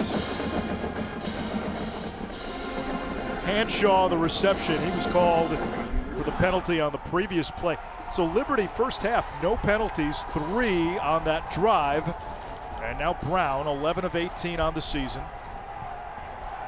He's made 6 in a row from inside 50. And this will be a 33-yarder.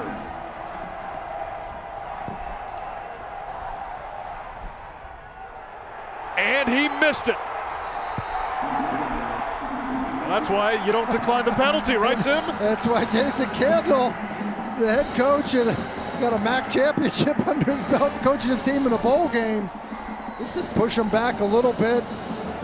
That one is hooked, and they should feel pretty good about that defensive stand.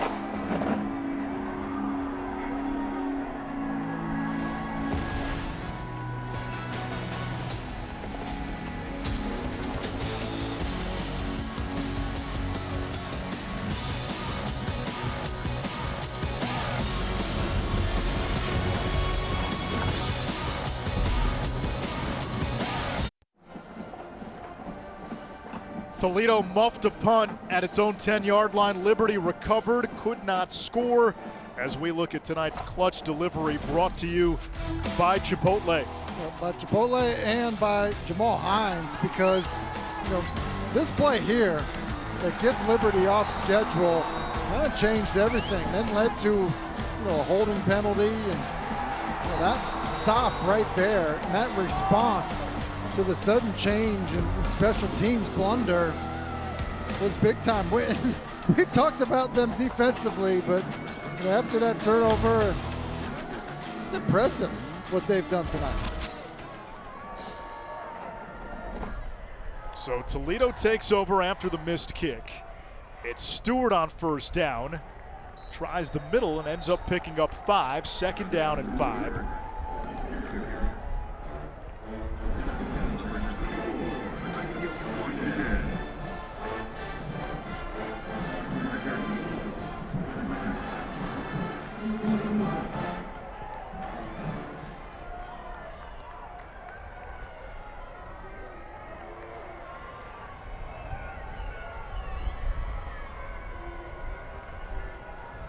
On 2nd and 5.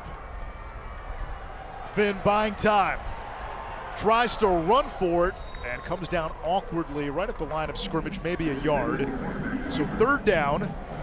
Jason Candle from the fabled Mount Union coaching tree.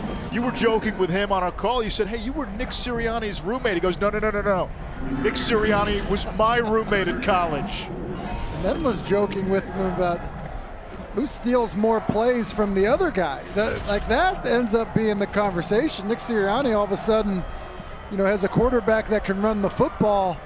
He's studying a lot of Toledo offense with Daquan Finn to figure out what can work with Jalen Hurts. Eagles' best team in the NFL. That's a first down catch, the tight end Turner. You look at some of those coaches, though, that have come through Mount Union. They all played or coached, sometimes both, for the great Larry Karras, who won countless Division III championships. Matt Campbell, the predecessor at Toledo for Jason Candle.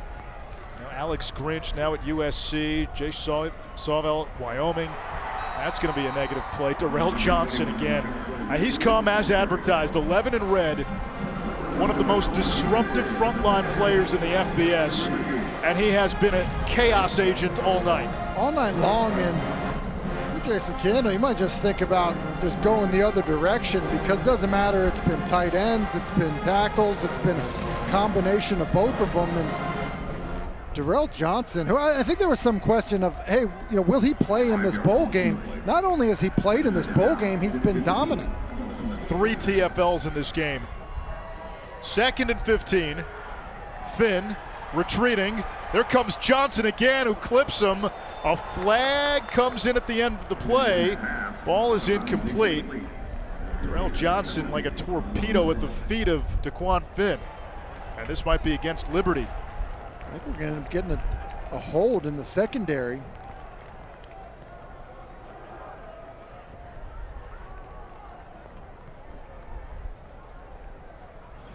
Holding on the defense, number 7. 10-yard penalty from the previous spot, automatic first down. Penalties have undone Liberty in this second half. They have, and Mike Smith Jr. is just, I think he's out in the flat with Stewart, the running back, out of the backfield, and see Stewart's going to escape out to the right, and as Finn decides to run away, like, I'm not sure that he holds him there, and really a brutal break for Liberty defensively. So a first down now for Toledo. They'll keep it on the ground. And it's Stewart out to about the 45-yard line to take us to the end of the third quarter. Both teams got a little sloppy in that third quarter, but Toledo found the end zone for the first time. They added a field goal, and it's the Rockets with a 6-point lead here in rainy Boca.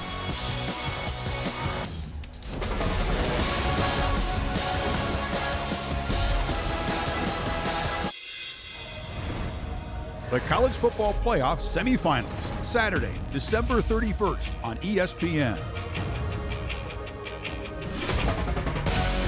And welcome back to the roofclaim.com Boca Raton Bowl, all a part of Capital One Bowl Mania. Anish Robb, Tim Hasselbeck, and Marilyn Payne down on the sidelines.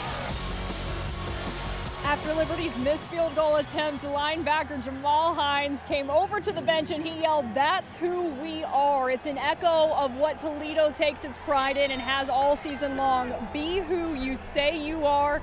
It's the motto that's all over the walls, and it's what's become a part of what you see on the field. That's something that Jason Kendall says is paramount to the success that this team's been able to have, and he said it's how we were able to win the MAC championship too. Number 1 defense in the MAC. Right now, they're looking for the offense to give them a little cushion.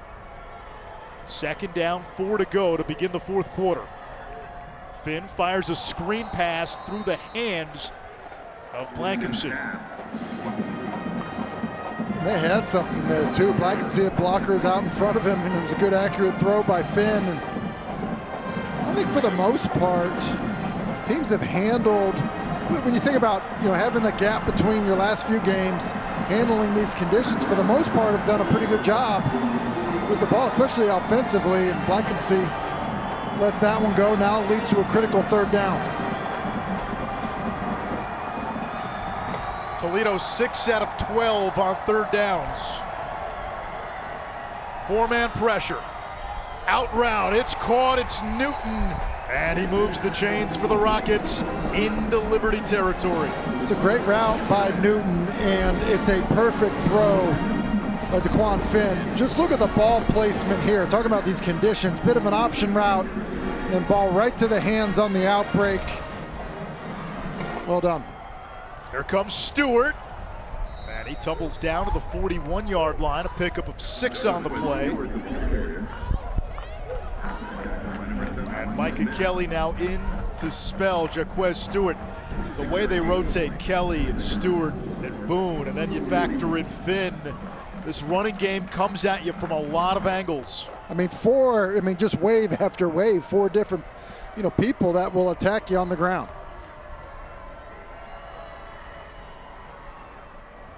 Kelly is devoured in the backfield. Darrell Johnson again. There is a flag down.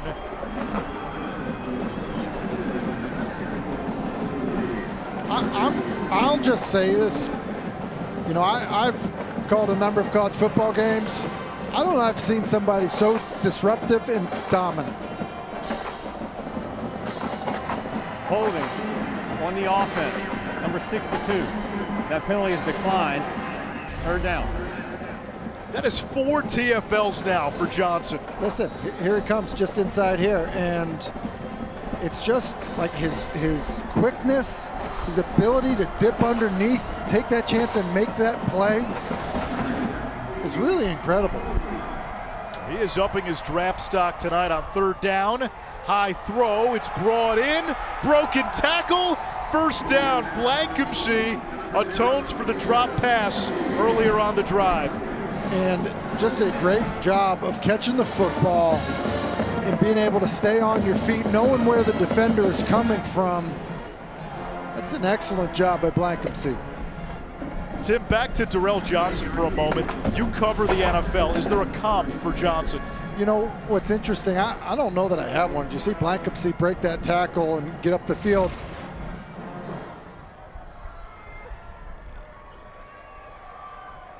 On the ground, big hole, Kelly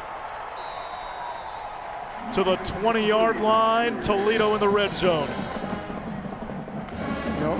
You mentioned it just a second ago, Anish, like the wave after wave. Here comes Kelly now, back with plenty of speed in his own right, and you see the moves in the open field. Good job of getting downhill. Kelly again, seeking the edge, and picks up a couple. Wednesday night college basketball on ESPN, inaugural Jumpman Invitational in Charlotte, Michigan, and North Carolina. Highlighter coverage at 7 Eastern on ESPN and the app.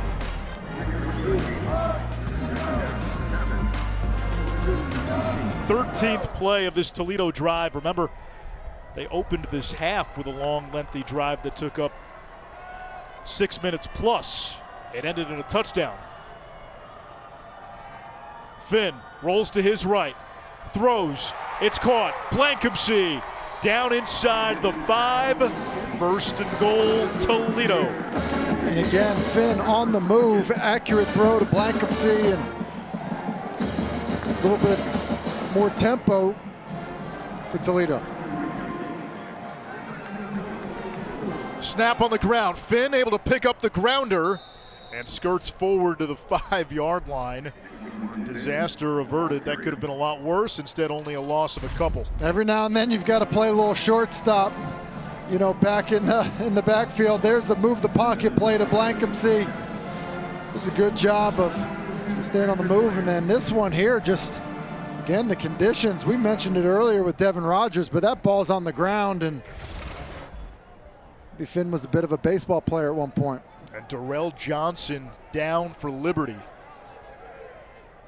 It hasn't been close. He's been the best player on the field. He really has been, and you hope that this is, exhaustion, cramping, or something of that nature as he gets help to his feet. I think it may be, man, as he played hard tonight. And you ask for a comp, like 6'3", 240, and I just think of guys that are built that way, that can rush the passer, have pass rush moves that are disruptive. Like, can he be a DeMarcus Ware type of player? Like, can he be that? I mean, he's just trying to chase it down from behind. But that would be a guy that kind of comes to mind. Finn to the air, fires, caught. And that's Newton. They get a little closer to the 1-yard line. Brylan Green saved a touchdown. It'll bring up a 3rd and goal. Yeah, it's just a good job of Finn of getting this ball out quickly. It's open, and then Also a nice job of just rallying to make a tackle by Green, and leads to a critical third down. And I would say with Penny Boone in the backfield, either handing it to him or putting it in his belly and letting Daquan Finn keep the football. Two tight ends, Turner and Cool. Now Boone goes wide. Finn, quarterback run behind Turner, reaching and in for a touchdown.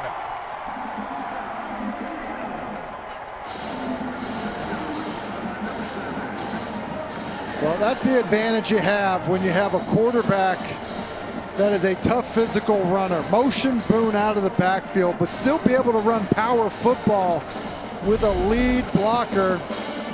Boone out of the backfield, Turner leads the way, and then just good, hard, tough running by Daquan Finn.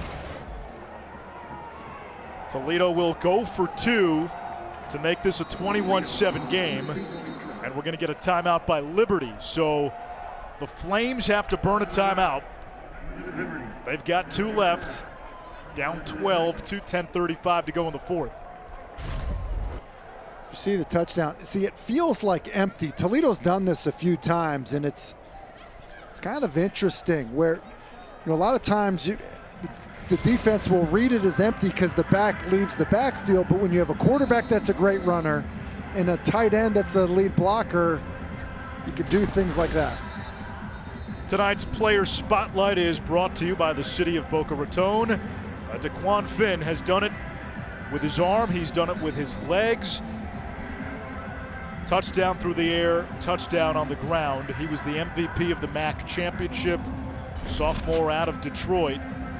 And he's got Toledo on the verge of the Rockets' first bowl win since winning this bowl game in Jason Candle's very first game as Rockets head coach back in 2015.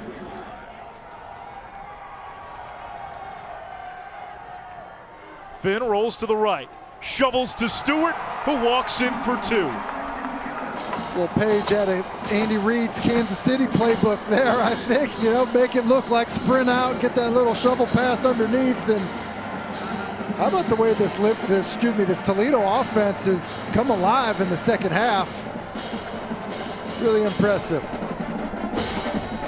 Jason Candle talked to his group at halftime, got him going, said he wanted to see them playing better offensively. They did it to open the half and do it once again here.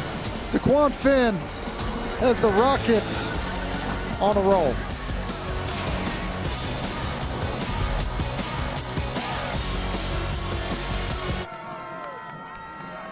(21-7) Toledo. The Rockets were down 7-3 at halftime.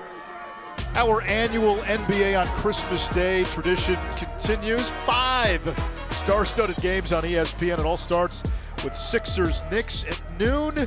Takes you all the way into the 26th, at least on the East Coast. Suns Nuggets, the nightcap at 10:30 Eastern. Crucial drive now for Liberty. You're down by 2 scores, and Toledo has shrunk this game. Toledo's had the ball for 14 plus minutes in the second half. They've basically doubled them up in terms of plays run, time of possession, all of that stuff. And you mentioned it. I mean, it's kind of critical for Liberty to get something going. Shedro Lewis turbines across the 30. Tim, for context, that last drive by Toledo was 16 plays. Since the first quarter, Liberty has run a total of 16 plays. I mean, and just, obviously the turnover will contribute to that, getting stopped on when you have a short field to try to score. And look, some of it I think has been, just bad execution by Liberty, but you have to give credit to this Toledo defense. Salter hands off to TJ Green. It's been an injury-riddled season for the running back, and he's tackled by Jamal Hines.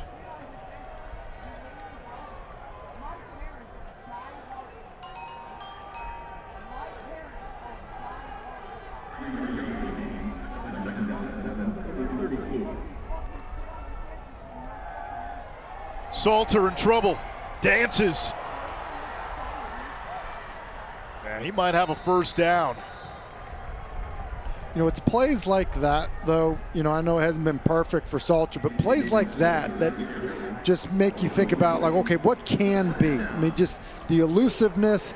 He has a live arm, and I think that, you know, as you look to the future at this program, I think it's Salter's ability that can really get you excited. Salter on the run, flag down, and he throws it toward the Toledo sideline. You know, and Nate Given, you know, we've talked quite a bit about, you know, Darrell Johnson, rightfully so, but Nate Given has created a little havoc tonight. Holding on the offense, number 77, 10-yard penalty, first down. That's another penalty on McCaw, and Tim, some of these penalties have been a direct result of Toledo winning these one-on-one matchups. Yeah, I mean, just look at, there's Given. He just, you know, was able to get the corner. McCaw grabs him, and you've been impressed with Toledo at every level of their defense. Salter over the middle on the slant, incomplete. They wanted Noah Frith. Chris McDonald had a couple of PI penalties early.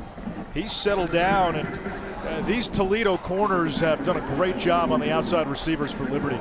And you said it earlier, I mean, Quinyon Mitchell, who's on the other side, who, I mean, he hasn't had a ball thrown his way, it doesn't feel like. And so McDonald, who you said, you know, it's easy for corners to get down when, you know, you have a couple of calls go against you, but he's responded extremely well since then.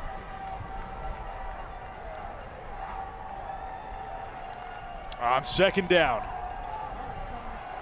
Salter's got all day. Lets it fly deep downfield. He wants Douglas, flag down. There was a little contact that time.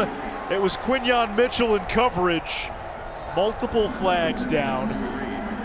That was Liberty's best against Toledo's best. It certainly was, and it was great pass protection to allow for the route to develop down the field. Pass interference on the defense, number 27.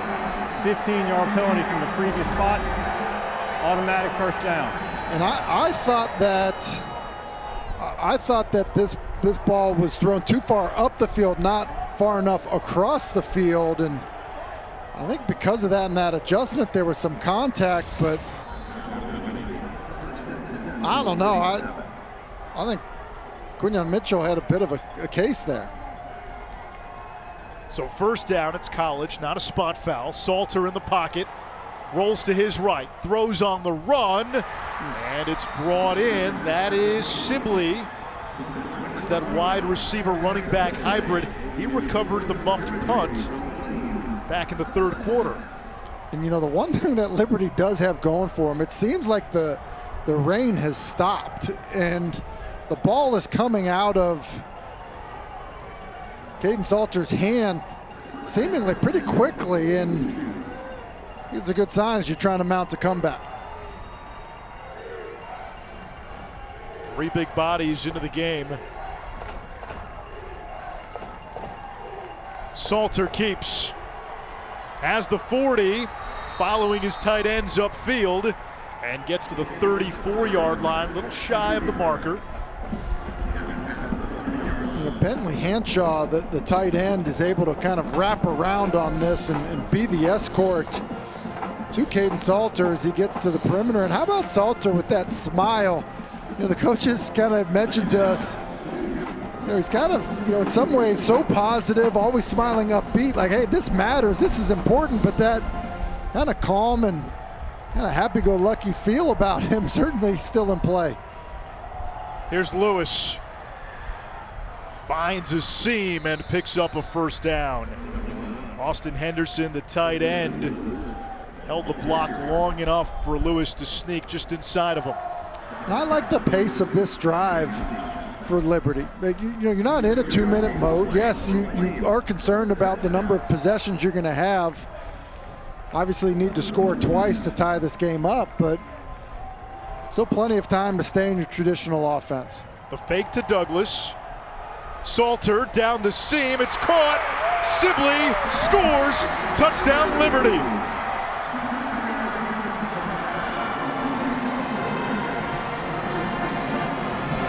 Really cool play design by Liberty. You know, the attention on Douglas as he's coming across the formation. They've had some of these touch passes, fly sweeps to him.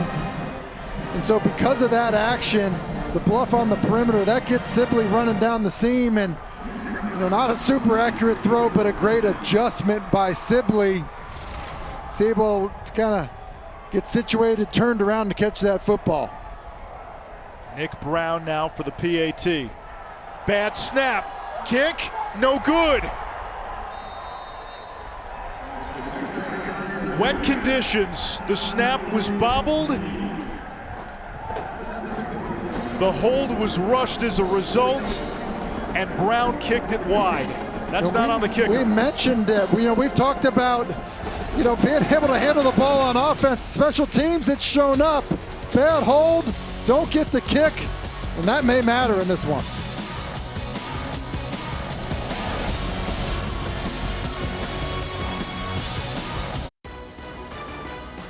The RoofPlane.com Boca Raton Bowl is brought to you by RoofPlane, protection made simple, and Boca Raton, the perfect blend of business and pleasure.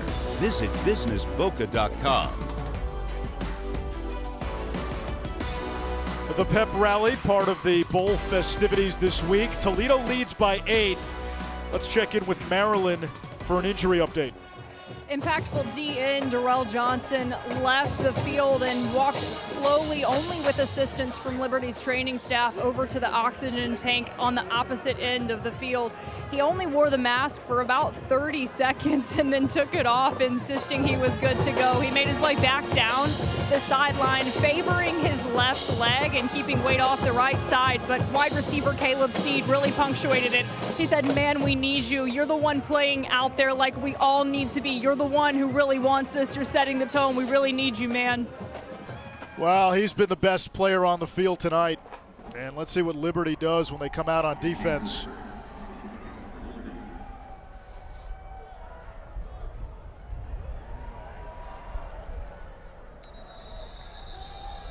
And Johnson, helmet on, coming out on the field as we take a look at tonight's protection spotlight presented by RoofClaim. Yeah, that's a game day resume that speaks in the imperative. I mean, just incredible. 9 tackles, 5 of those for loss. Sack. He's been around the quarterback, some pressures and hits as well. And, I think that oftentimes if you haven't seen a player play in person, you watch him, you have expectations. He's exceeded mine. That is the protection spotlight brought to you by roofclaim.com. Toledo's had 2 drives in this half. One went for 6 minutes plus, another went for 7 minutes. A third started with goal to go. Finn on first down, throws it deep downfield. Dangerous throw, well underthrown and nearly intercepted.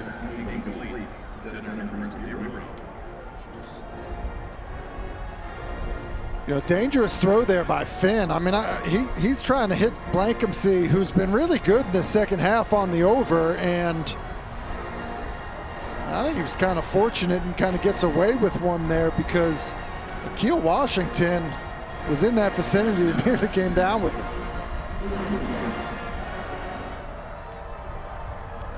Blitz off the edge. The give us to Stewart. Friendly fire, ran into his own man, and then the nickel got him. It's Quentin Reese. You saw the nickel blitz off that left side, and once Stewart ran into his own man, Reese able to come around to make the play. And part of the reason he runs into his own man is look at Darrell Johnson on the bottom of the screen. Look at him squeeze this, hold the point of attack, and push it back inside. Then when it eventually bounces, Mike Smith and others are there to make the play, and it's a great job. Toledo 7 of 8 on third downs in the second half. Finn to the outside, open receiver, it's caught. Little juke move, now a spin, upfield. And did he step out of bounds? He might have. Let's see where they mark him. No, they will give him the first down. It's Blankumsey. He had one big drop in this half. Since then, he's made plays. This is what? Right trigger, B button. And he's been amazing on third down, and that was huge with the run after catch. Now Stewart on the cutback, like a whirligig to the 40. You start to look at the clock, Tim, as we mentioned, long, lengthy drives have been in the DNA for Toledo in the second half. Yeah, long, lengthy drives, and you're able to do that when you get to third down and convert, and they've been on fire in the second half on third down. And now they're content to milk some clock. Play clock down to 10.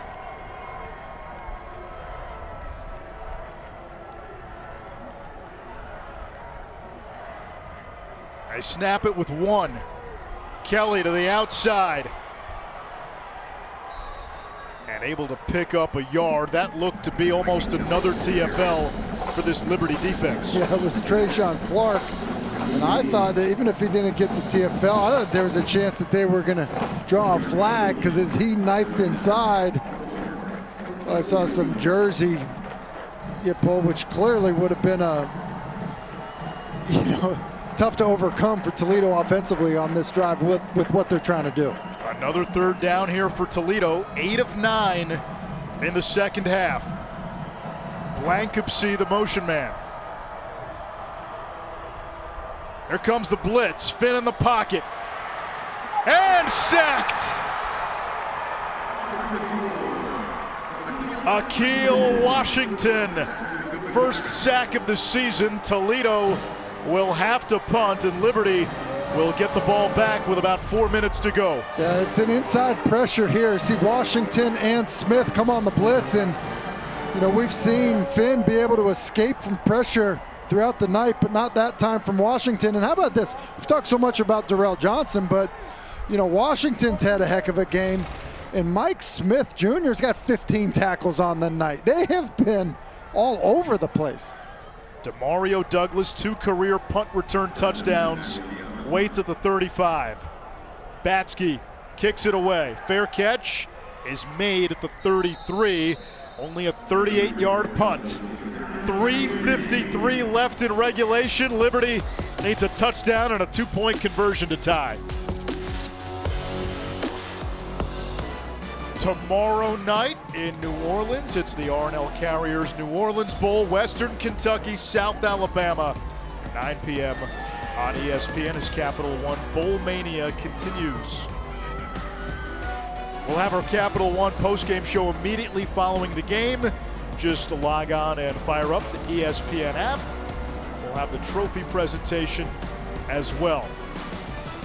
A lot to be decided in terms of who gets that trophy. Toledo leading by 8. Liberty's defense forcing the punt, and now the Flames have the ball from their own 33. 2 timeouts, 3:53 to go.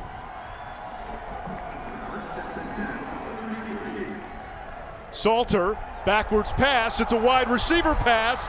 Downfield, it's caught. 20, 10. Touchdown, Bentley Hanshaw.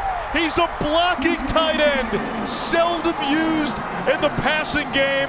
Liberty into the bag of tricks, and now 2 points away from tying it up. What a call. The only thing they maybe did was score too quickly. We'll see what happens on the 2-point, but how about that? Chris Klanakis calling plays and dialing up a gem to Bentley Hanshaw on the double pass. C.J. Daniels threw the pass, and now Liberty will line up for a 2-point conversion to try to tie this game. 2 for 5 this season when going for 2. Douglas goes wide, empty set. Salter moves the pocket, runs right, throws, corner of the end zone, incomplete. There is a flag down. It's in the backfield. Try is no good. Penalty declined. 3:40 to go. You got 2 timeouts. You trust your defense here, or you thinking onside kick? I'm thinking probably onside kick because of how my offense has struggled, but Liberty fighting back. It's not over. The double pass to Bentley Henshaw to get it close, but the failed two-point conversion allows Toledo to stay on top. But Liberty certainly making it exciting. Here's the Boca Raton Bowl.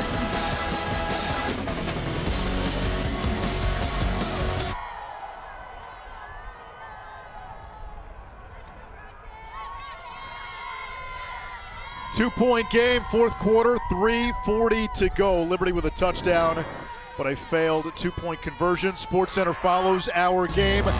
Highlights and reaction from the NBA. Also, key moments from the ACC's top four clashes on the hardwood, and the latest on Jalen Hurts' injury. Tim, you think Liberty should try an onside kick here? Why? Well, it's just been so hard to stop Toledo, and so I think, while yes, you have the timeouts, Toledo's had, been really good this second half. That one is juggled, and Toledo able to cover it up. So not quite an onside kick, but they tried to place that kick and almost got a break. They did, and you go back to the double pass. Here's Bollinger. He's a pass protector now. He stays behind the line of scrimmage, which you need to do if you're going to be blocking, and then they just leak out of the backfield with Henshaw. And so Bollinger staying behind the line of scrimmage, which means he's a legal blocker, he's not blocking downfield, gives Daniels enough time to throw an absolute seed to Bentley Henshaw. And Liberty's back in this one. Henshaw came into the game with 4 catches all season, no touchdowns. Finn on first down will hand it off. Stewart's got a big hole. Bulldozes a defender out to the 35-yard line. It'll be a yard shy of the marker.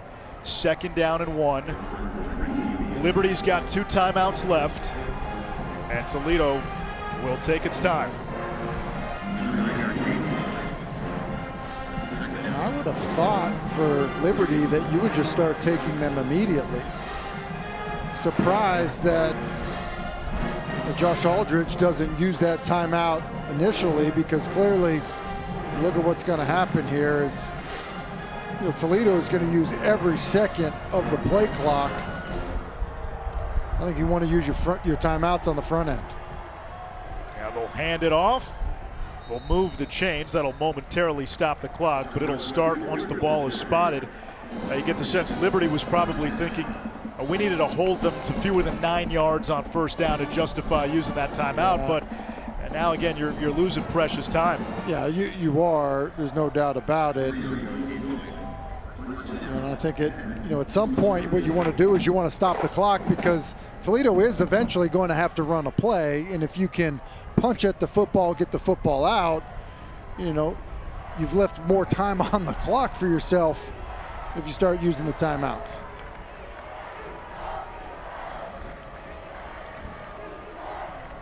Finn hands it off. It's Stewart again. Another big run. And another first down for Toledo, close to midfield. 2:01 to go. Clock continues to run as they spot the ball. There's an injured Liberty player down at midfield. And how about the way Toledo's running the football, in a 4-minute drive scenario where everyone knows you're going to run the ball. And let me tell you something.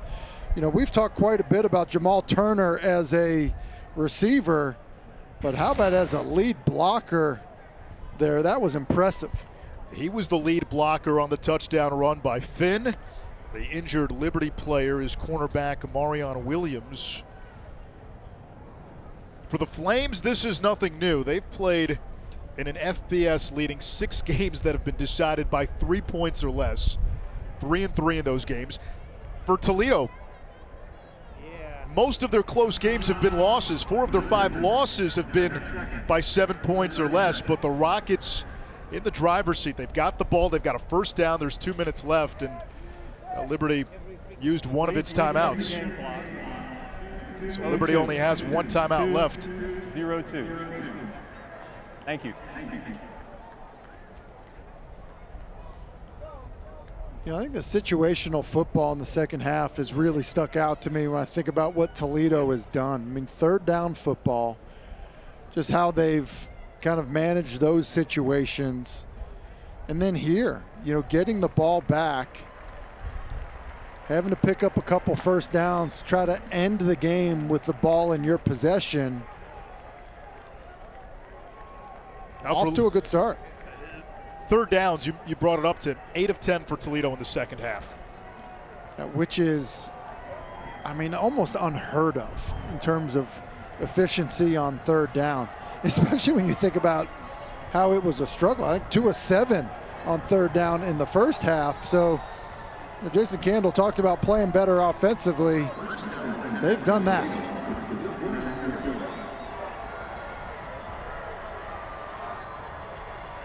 First and 10 after the timeout. It's Stewart. The hole's getting bigger. He's got the edge. He'll try to stay in bounds.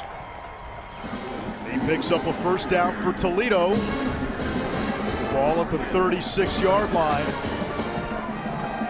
It looked like you mentioned he tried to stay in bounds. He's doing the right thing. I think as he goes down, his foot slides out of bounds, and so the clock stops. But another impressive run by Toledo. Again, I can't stress how hard it is to run it when everyone knows that you are going to try to do that. And Jaquez Stewart finishing this game strong. He gets the call again. And that's a pickup of 9. And a timeout. That is the final timeout of the game for Liberty.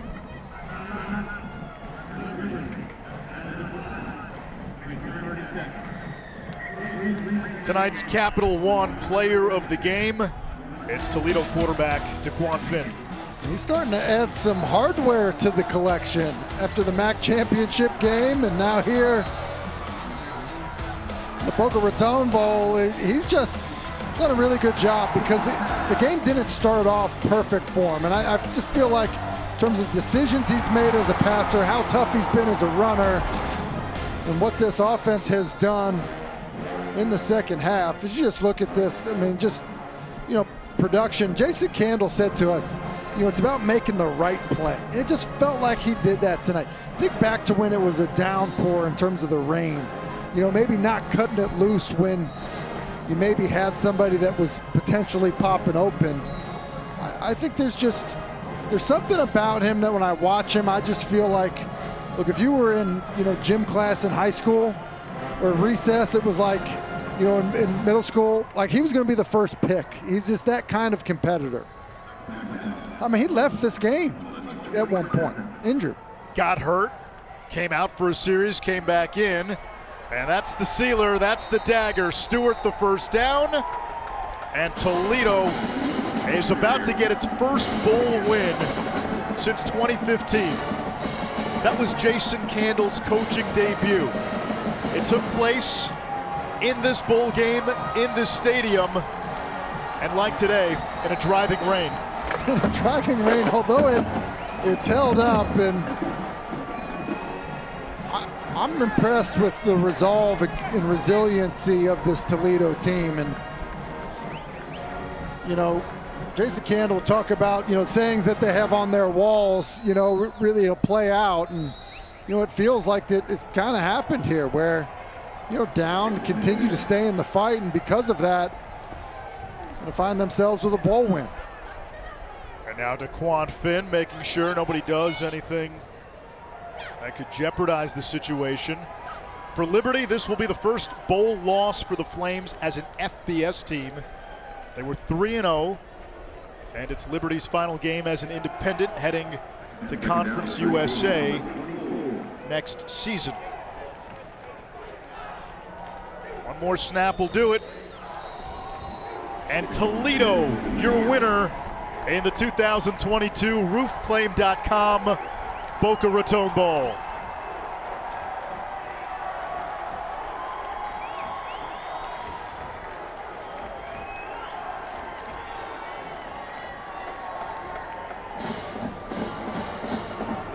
The big halftime adjustment, Tim, came from Toledo's offense. They were bullied in the trenches for most of the first half.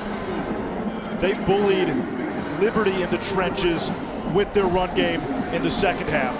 Yeah, in the second half, and I think you have to give Jason Candle a lot of credit for how he coached his football team. In-game adjustments, how they responded, and it's not that cold, Coach. You're in Florida. Yeah, that feels better when it's 65 degrees. Final score here, Toledo 21, Liberty 19. The Capital One postgame trophy ceremony can be seen live now on the ESPN app. Sports Center coming up next. Square Garden. But it was the Knicks on this night that controlled the trifecta game. 11 in the first half alone for New York.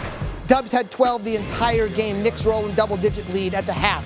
Third quarter. Look at this no-look pass to Julius Randle from Brunson, who finished with 21 points, and that the fanciest of his 5 dimes. A few minutes later, Knicks are rolling. R.J. Barrett, James Wiseman's on the floor because so many Warriors are banged up, and Wiseman just doesn't get a lot of playing time, and he looked a little shaky out there. And then, how about them Cats, Mike? Emmanuel quickly, 22 off the bench. Knicks had 6 guys in double figures, and they destroy the Warriors. The Knicks are rolling, earning their 8th straight win, 38. Margin of victory, their largest win over the last 2 seasons. It's the longest active win streak in the NBA. Next up, Mike, is the Nets. That's who the Dubs got